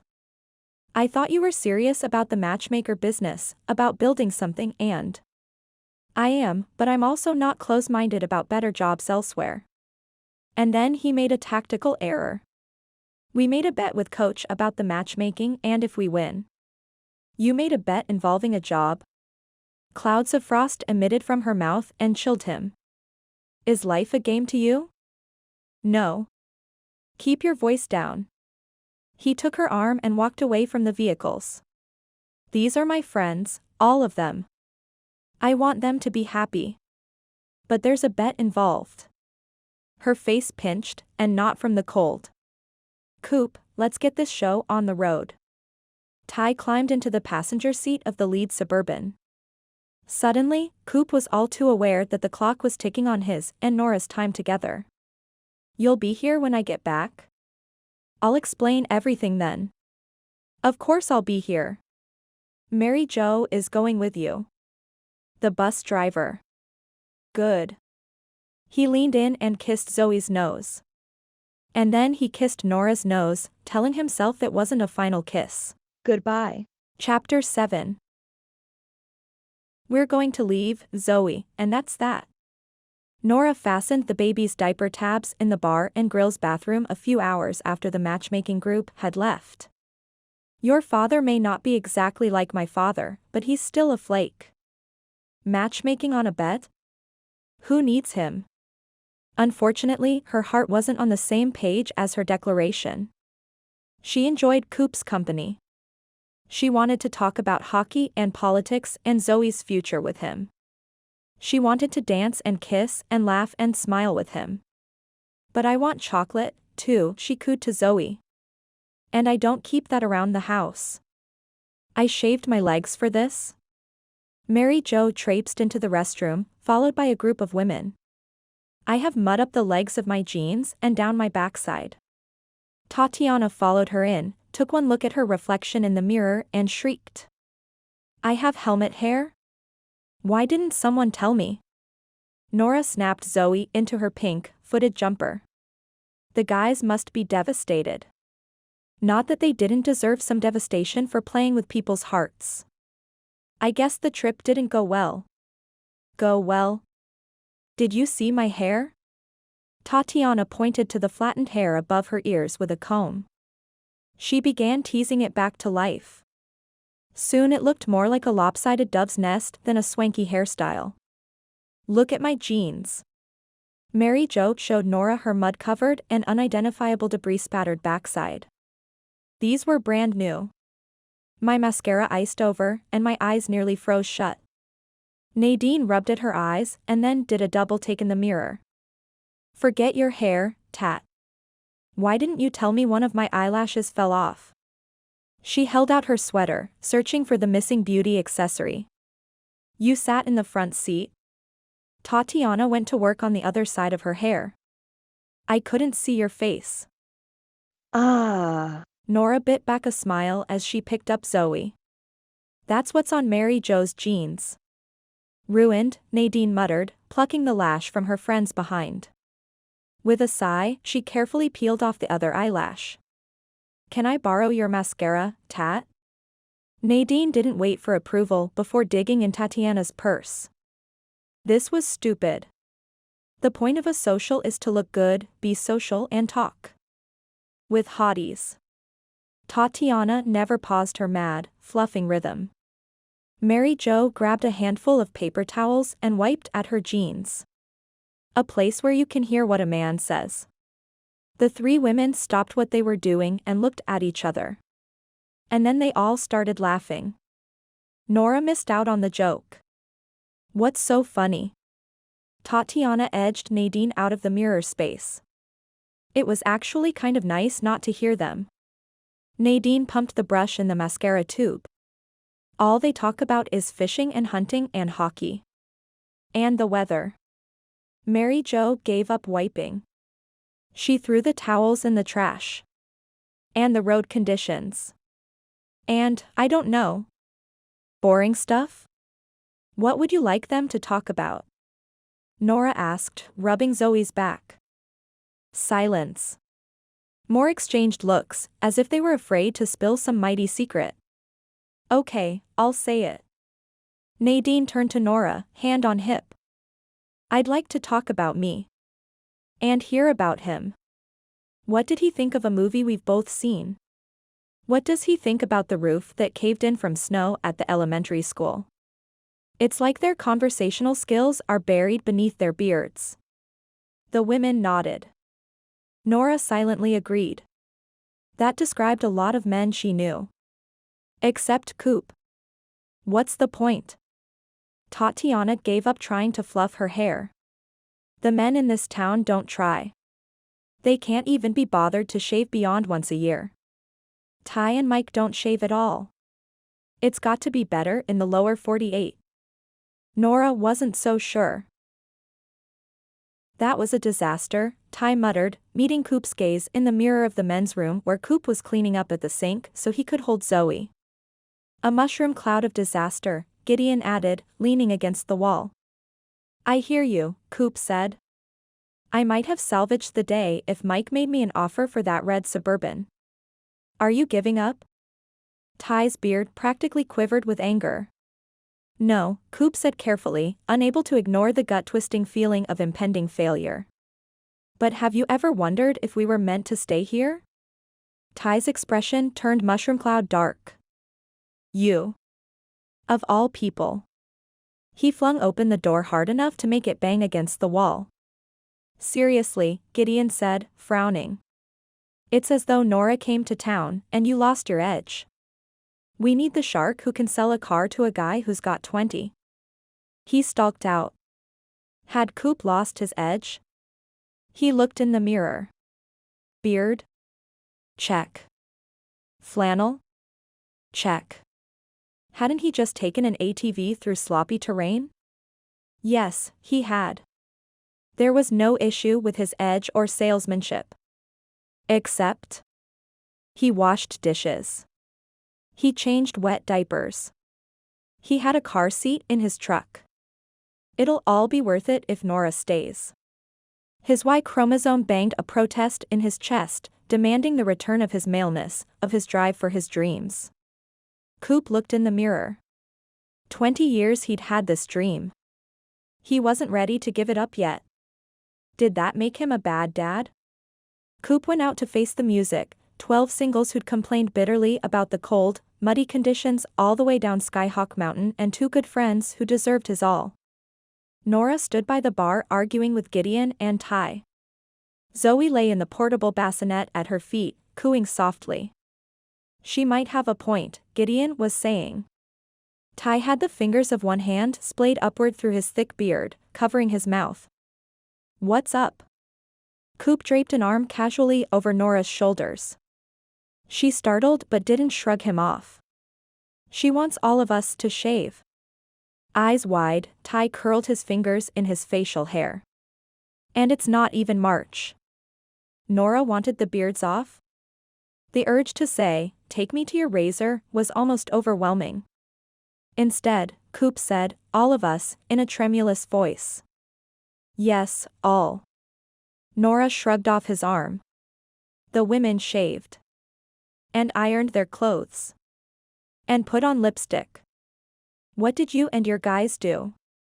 We gassed up the vehicles, Coop said matter-of-factly, despite a very small voice in his head counseling him to shut up and shave. And? Nora waited to hear more. When there was no more, she shot them a look of blue-eyed disgust. My point exactly. She picked up Zoe and met Coop's gaze squarely. Where's the nearest barber shop? Maybe I can get one of the braver men here to shave, because if there's one thing I can't stand, it's half measures. Translation, Coop had earned the same loser stamp as Nora's dad. How many points had that cost him? You mean, you want us to shave now? Ty looked as though he might faint. His beard covered the worst of his scar. That's not how we do things here. Look around. Nora gestured to the bar crowd. The guys are sitting together by the windows and the women are sitting together along the wall. It's a social. Shouldn't they be socializing? 3 men took in the situation. 3 men remained silent. 3 men who claimed they'd do anything to win the bet were balking over facial hair. And in Coop's case, it wasn't even good facial hair. Mike stood, heading toward the door. Had he heard his beard, the longest in town, was at risk? Kiss your matchmaking hobby. Goodbye. Nora huffed. It was all a stupid game to you anyway, but it was serious to your friends. I guess that proves what kind of friends you really are. The matchmakers didn't speak. Didn't move. But Nora did. She walked away, carrying Zoe in the bassinet. It felt as if she was leaving for good. The bet was demolishing Coop's friendships and destroying his chance at being a father.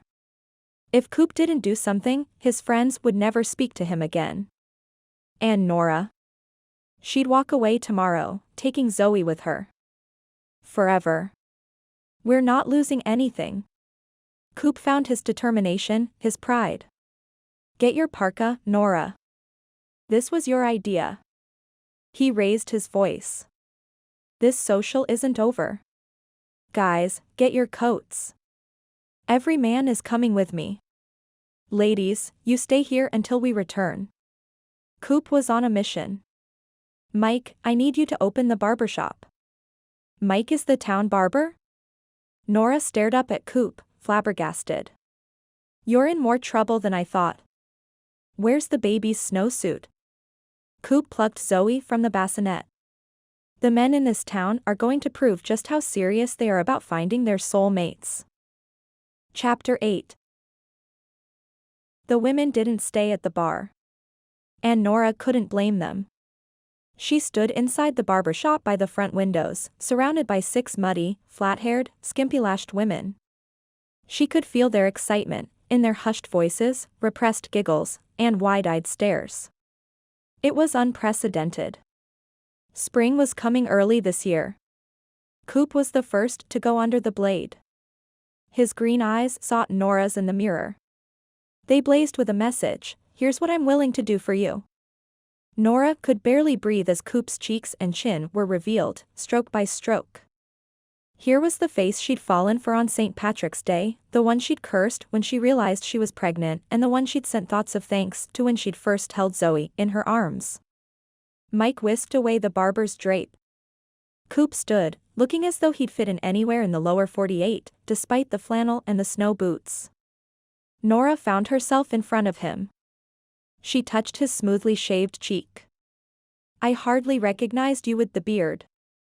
And now. You'd know me anywhere. Beard or not.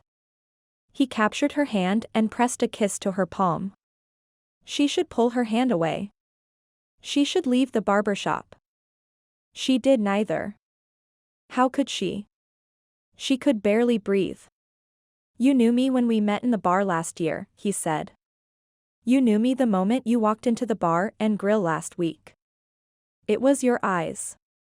It had always been his eyes, so filled with laughter and warmth and longing. That's good. That's really good. Because my eyes don't get shaggy in winter. His smile reached past her defenses and made her legs feel unsteady. Coop? Mike stood behind the empty barber's chair. Next. Every man in the place had a sudden, urgent interest in their shoes. I knew it. Tatiana rolled her eyes. Gideon? Ty? Coop searched for his friends in the crowded shop. Ty didn't come. Gideon separated himself from the crowd and eyed the chair as if it was a hibernating bear he didn't want to wake. Coop went to Gideon's side. Gideon? The sharp doubt in that one ice-laden word could have punctured the hull of the Titanic. It might just as well have been Nora who made the bet. She felt as defeated as Coop looked. A man in the back laughed. And then another. And another. Until the entire shop, with the exception of the matchmakers and Nora, was laughing with bullet-dodging relief. Coop's shoulders sagged. A door seemed to close in his face, closing off his expression, shutting out his smile. Gideon saw it, too. He touched the placket of his polo, and without warning, he sat in the chair. I don't know what the big deal is. It's only hair. It'll grow back next winter. The room filled with a different sort of laughter. Casual, friendly, accepting. For the first time Nora believed Coop's matchmaking would work. But the group's laughter rolled right over Nora. She had a steady, predictable life in Anchorage. She didn't gamble, not on cockamamie ventures or confirmed bachelors' hearts. Zoe needed her to make smart decisions, to be reliable, to put Zoe's welfare over the power of a man's grin. Coop's laughter drifted from across the room and settled in her chest, near her heart. The same heart that whispered, "Stay. He's the one." Oh, no. What had happened? Coop had charmed her. He'd charmed her the way he'd done the night Zoe was conceived. She'd never learn. Even now she could feel the yearning in her heart to go to him, to take his hand, to bask in the warm glow of those bright green eyes. Silly. So silly. She couldn't fall in love with Co-op. She couldn't let him break her heart or Zoe's. Nora returned to the safety of the women, where she watched man after man shed his facial hair. Finally they watched Mike shave himself. Tatiana gasped. Mike hasn't shaved for years. He could be hiding something gruesome beneath that beard, Nadine whispered. Not with those shoulders, Mary Jo murmured. And he wasn't. Mike was rock star handsome. All the men were. The hair on the ground was swept into drifts. The matchmakers began pairing couples. This time there was no reluctance. No griping from the women. And the men. Mike asked if anyone had seen the latest action movie. Derek and Mary Jo talked about the repairs needed to the school roof. Another couple discussed the upcoming mayoral race. Nora stood apart by the windows. Alone, with Zoe. It worked. Gideon slapped Coop on the back when they returned to the bar for the mixer and lunch. They're pairing up. They're falling in love, Ty said, somewhat in awe. He scratched his traitorous beard.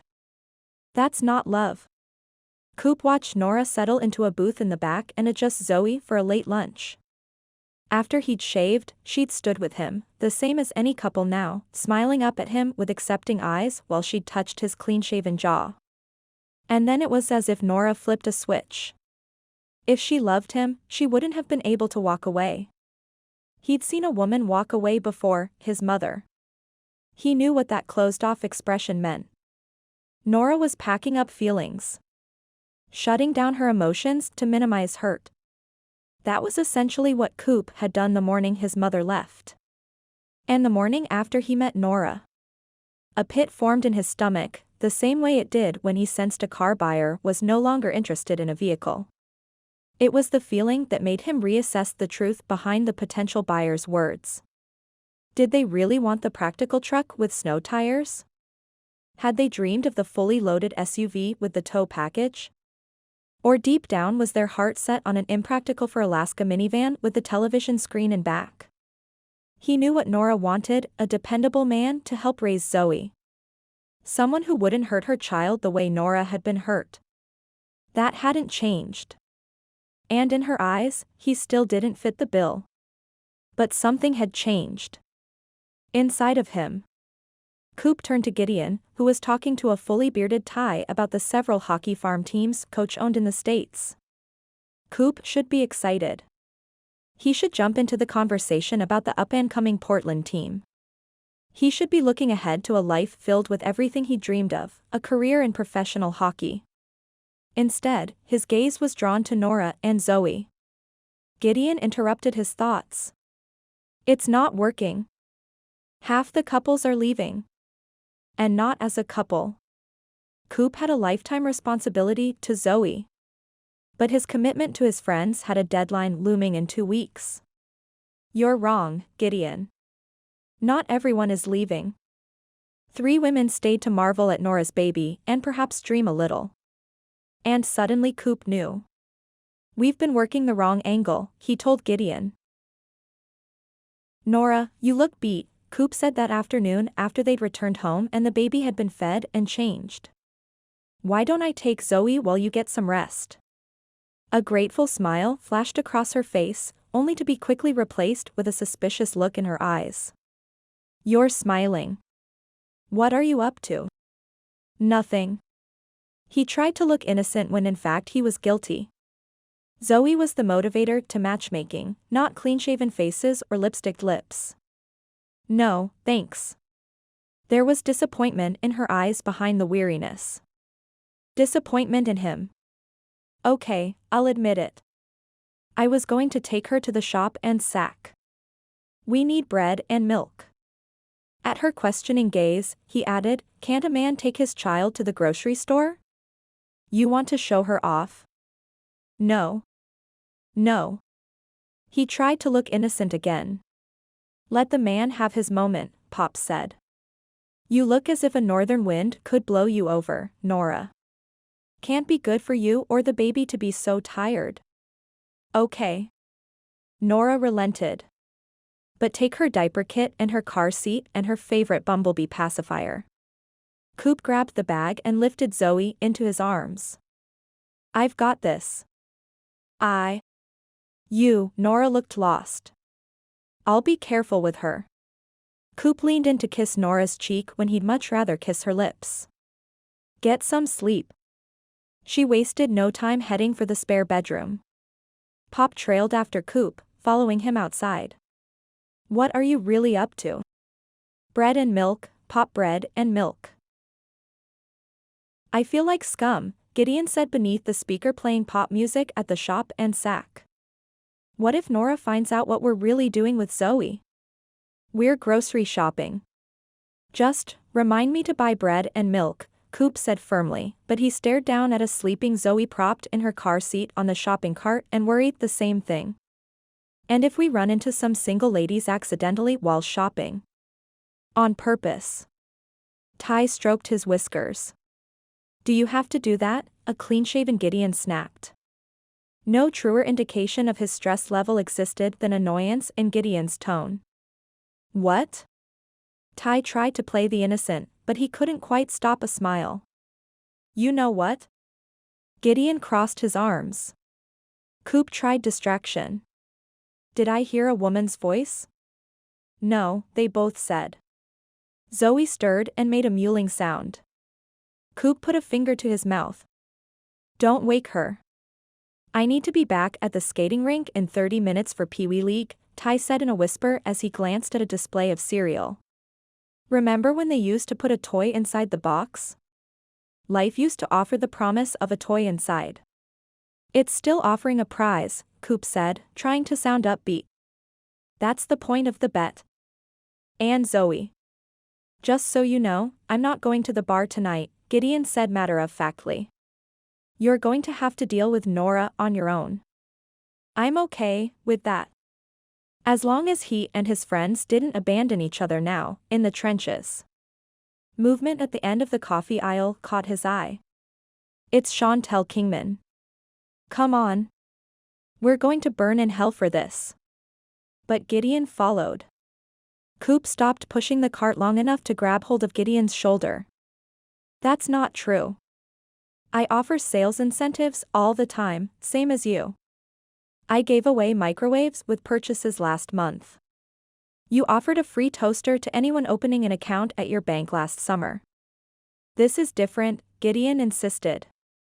Dads shouldn't use their kids like this. Coop felt sucker punched. He shook his head. Don't say that. He stroked Zoe's cheek with the backs of his knuckles. I'm not a bad dad. I just. Don't say that. We lost Chantel, Gideon said, obviously relieved. She went to the beer aisle. Ty looked as if he'd rather have kept that a secret. I know this seems like a dumb idea, but we're here. Let's play it out. Coop pushed the cart into the beer aisle, flanked by his friends, who pretended great interest in the snack food displays. Another target appeared.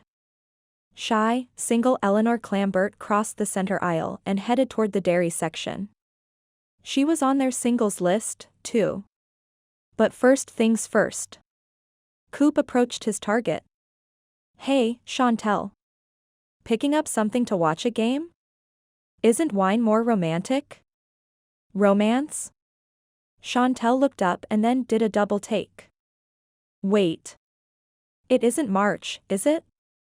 Your beards. We shaved. Coop stroked his chin. Along with several other single men in town. No thanks to Ty.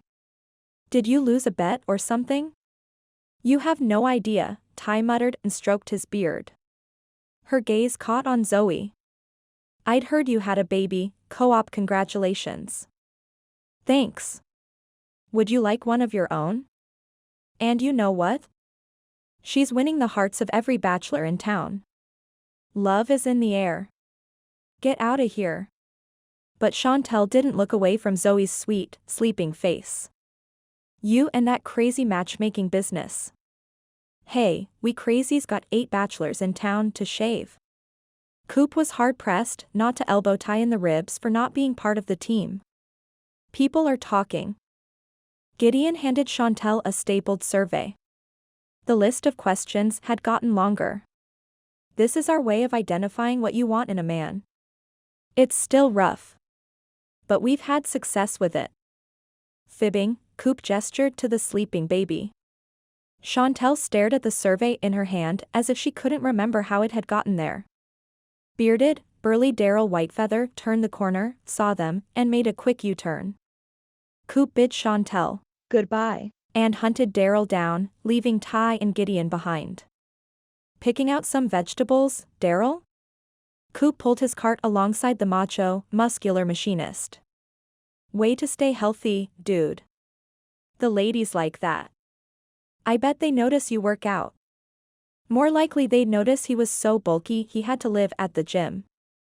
What kind of woman found that appealing? Zoe began to fuss, drawing her knees toward her chest. Again? Coop only had a few minutes before he'd have to change a truly dirty diaper for the first time. He picked her up, hoping a different position would slow the process. Listen, co-op. The big man gave him a hard look. I don't know what game you're playing, but I'm in Alaska because I want to be alone. His gaze fell to Zoe's face and his lips twitched enough to make him look less intimidating. Coop glanced down. Hey, she's smiling. He laughed. Look at my kid. Gideon. Ty. He pushed the cart back the way he'd come. Sorry, Daryl. Come by the bar and grill if you change your mind. Gideon skidded around the corner, Ty close on his heels. What? What happened? Look at her. Look at Zoe. She's smiling. She was smiling. At co-op. His chest swelled with love. And then Zoe tensed. A familiar noise came from her. A foul smell filled the air. That's my cue to leave. Ty headed for the door. Coward, Coop called after him. He adjusted Zoe in his arms and tried to ignore the slam of trepidation in his gut. Have you ever changed a diaper, Gideon? Noah Gideon had his hand over his nose and mouth. And I'm not about to. Zoe tensed again. My cup overfloweth. It never rains, it pours. Coop shook his head. Stop with the platitudes. How hard can it be? We need the diaper kit and a flat surface. Coop walked swiftly to the front of the store. I left the kit in the truck. Can you get it for me? He tossed Gideon his keys as they reached the checkout stands. Nadine, where can I deal with a diaper crisis? Nadine barely lifted her false eyelashes enough to look at Coop as she bagged Old Man Higgins' groceries. There's a changing table in the ladies' room, but men can't go in there. It's against regulations. Old Man Higgins squinted through thick lenses at Coop, sniffed and high-tailed it to the exit on skinny, bowed legs. Zoe started to fuss, whimpering and squirming. She did not like poopy pants. I'm not going to change my daughter's diaper in my truck when it's 30 freezing degrees outside. Coop pulled a wool, checked blanket off an end cap display and tossed it on the checkout counter. I'll take this. Open it up and put it on the conveyor, will you, Nadine? Gideon came running back inside with the diaper kit, dumping its contents on the checkout counter. What do you need?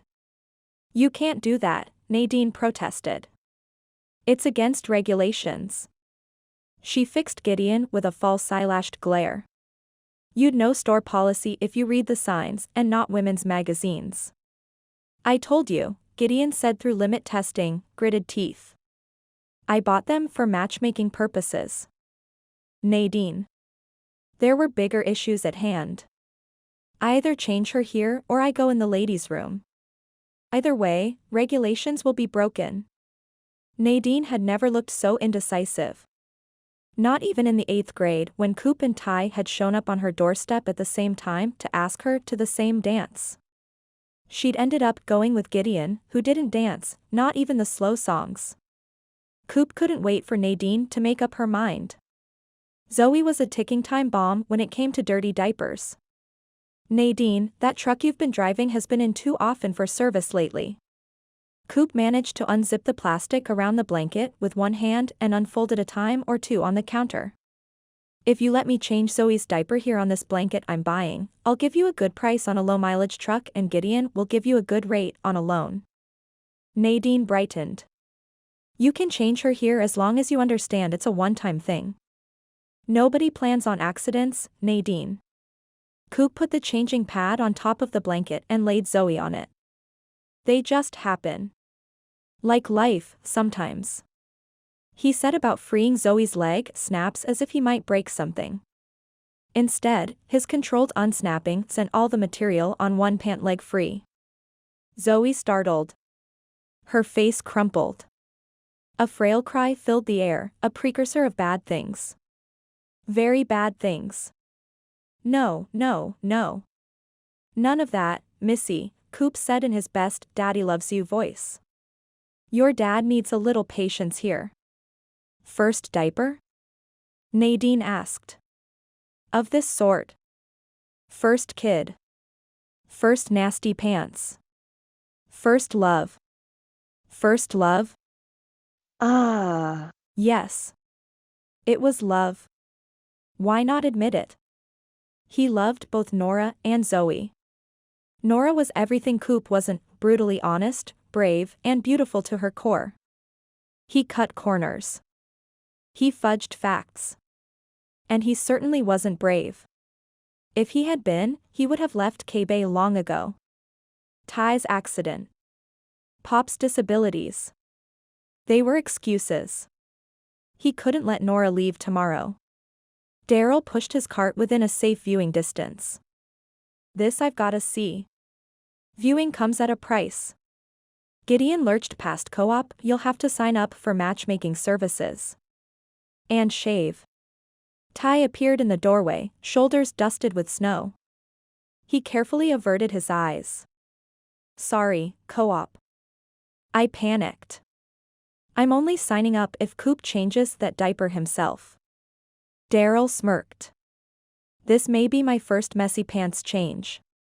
Coop kept with the calm daddy tone of voice.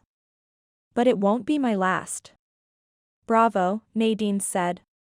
Chantel came up behind Daryl, surveyed his cart and then compared it to hers. You're making me feel guilty about junk food and beer, Daryl. She smiled in a way that said she didn't feel incredibly guilty. Here, Gideon.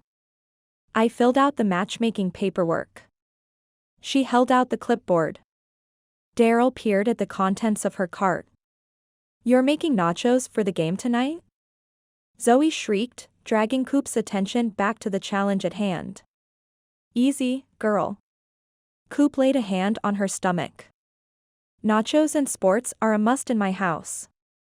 Hope you change that diaper, co-op. Chantel sounded as if she was smiling. I'd like to see Daryl without facial hair. I'd like to see you eat a vegetable, Daryl quipped. I put peppers on my nachos, she shot back. While Gideon handed Daryl a survey and Ty provided a pen, Zoe's lip quivered at the slow, inefficient style of Coop's diaper change. Coop had adjusted carburetors and changed air filters in big rig engines, with the motor running and the drivers irate. He'd sold 3 vehicles at one time when he'd had a Christmas in July sale and both his salesmen had hopped on fishing boats the day before. He could change one little girl's diaper, especially when it was his little girl. Gideon returned to the bagger's station just as Coop released the tabs holding the diaper closed. Okay, then. He held out a hand toward Gideon. Wipe. When no wipe was forthcoming, Coop glanced at his friend. Gideon's face was a sickly shade of green. He had a hand over his mouth and nose again. The deal was you change it alone. Sophie Jennings walked in through the main doors. Gideon gripped the counter. And wasn't that interesting? Sophie paused, ready to come to someone's assistance. She was always willing to lend a hand. What's going on? We're watching history being made. Chantel had her cell phone out. I'm gonna post this later. Go on. Ty's voice vibrated with laughter. Take one for the team, co-op. Gideon seemed struck speechless by Sophie's entrance. If I do this, Ty, you're visiting the barber, Coop said, getting down to business. A few minutes later, when he'd finished, he'd drawn quite a crowd. Tonight, I want to see all you singles at the bar and grill. Everybody fill out a survey and everybody shave before you get there. The crowd filled out surveys, even the town recluse, Eleanor Clambert. Chantel eyed Daryl. Daryl eyed Chantel.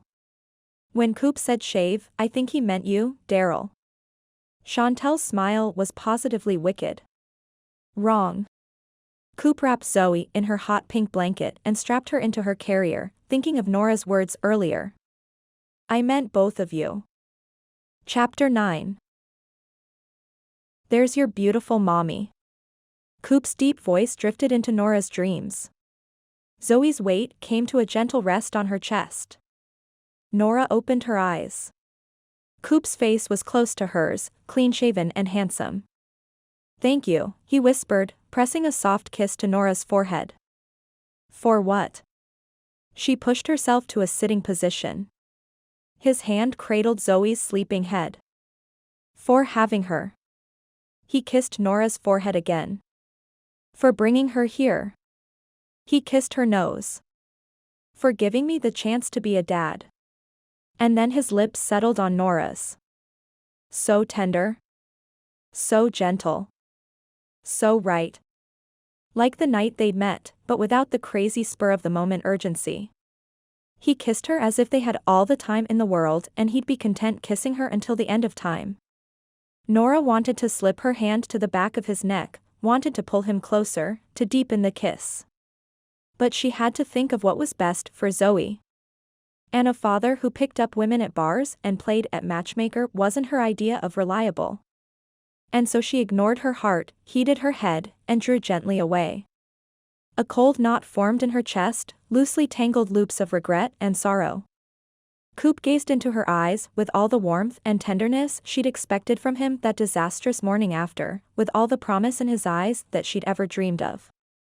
"I'm leaving tomorrow," she forced herself to say. The warmth and tenderness in his eyes drained, replaced by a cool expression she hadn't seen since she'd first walked into the bar over a week ago. He stepped back. One step. Then another. With each step she felt the ends of the knot in her chest tighten. The bar was crowded that night, filled with more people than Nora had seen there before. She shared her booth with Tatiana, Mary Jo, and a woman named Chantel, wishing this wasn't her last night in Bay. "I wouldn't be here if it wasn't for your baby." Chantel stared at Zoe and sighed heavily. "She's beautiful." "It was the shaving that did it for me," Tatiana said. "Have you seen Mike's cheekbones?" "I haven't seen them since high school." "Wow." "Simply, wow," Mary Jo said. "The men shave at all different times come spring, but we don't get the full effect since they all go out hunting as soon as the snow melts." Nadine stopped at their table. She was dressed in tight jeans, a low-cut blouse, and a fresh pair of false eyelashes. "Are you going to write a book, Nora?" "About what?" "How to Train Your Man."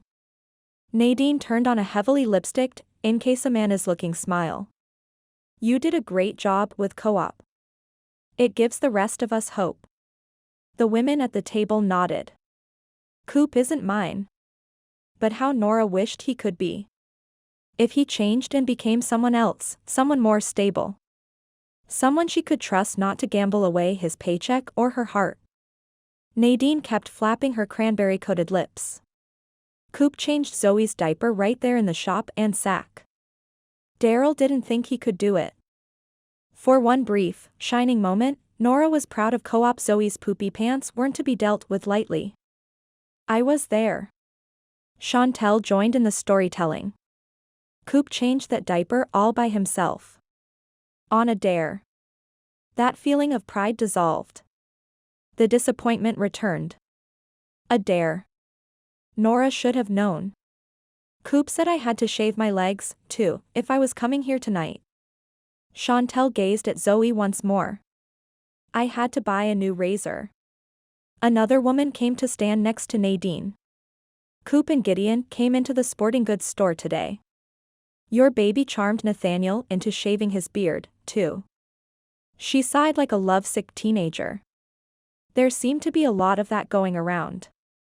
I'd forgotten Nathaniel had dimples.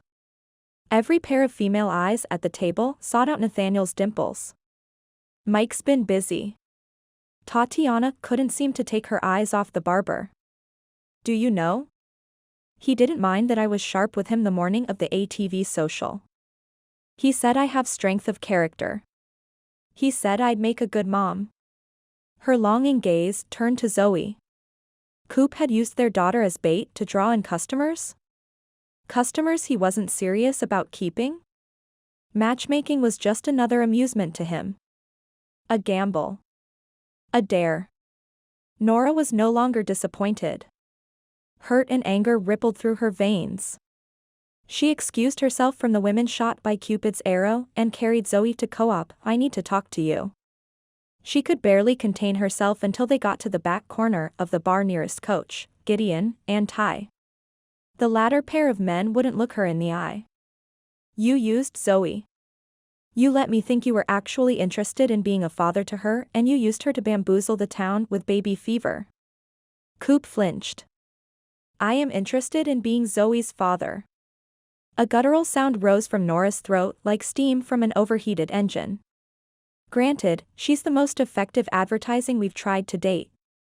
No remorse. Coop showed no remorse at all.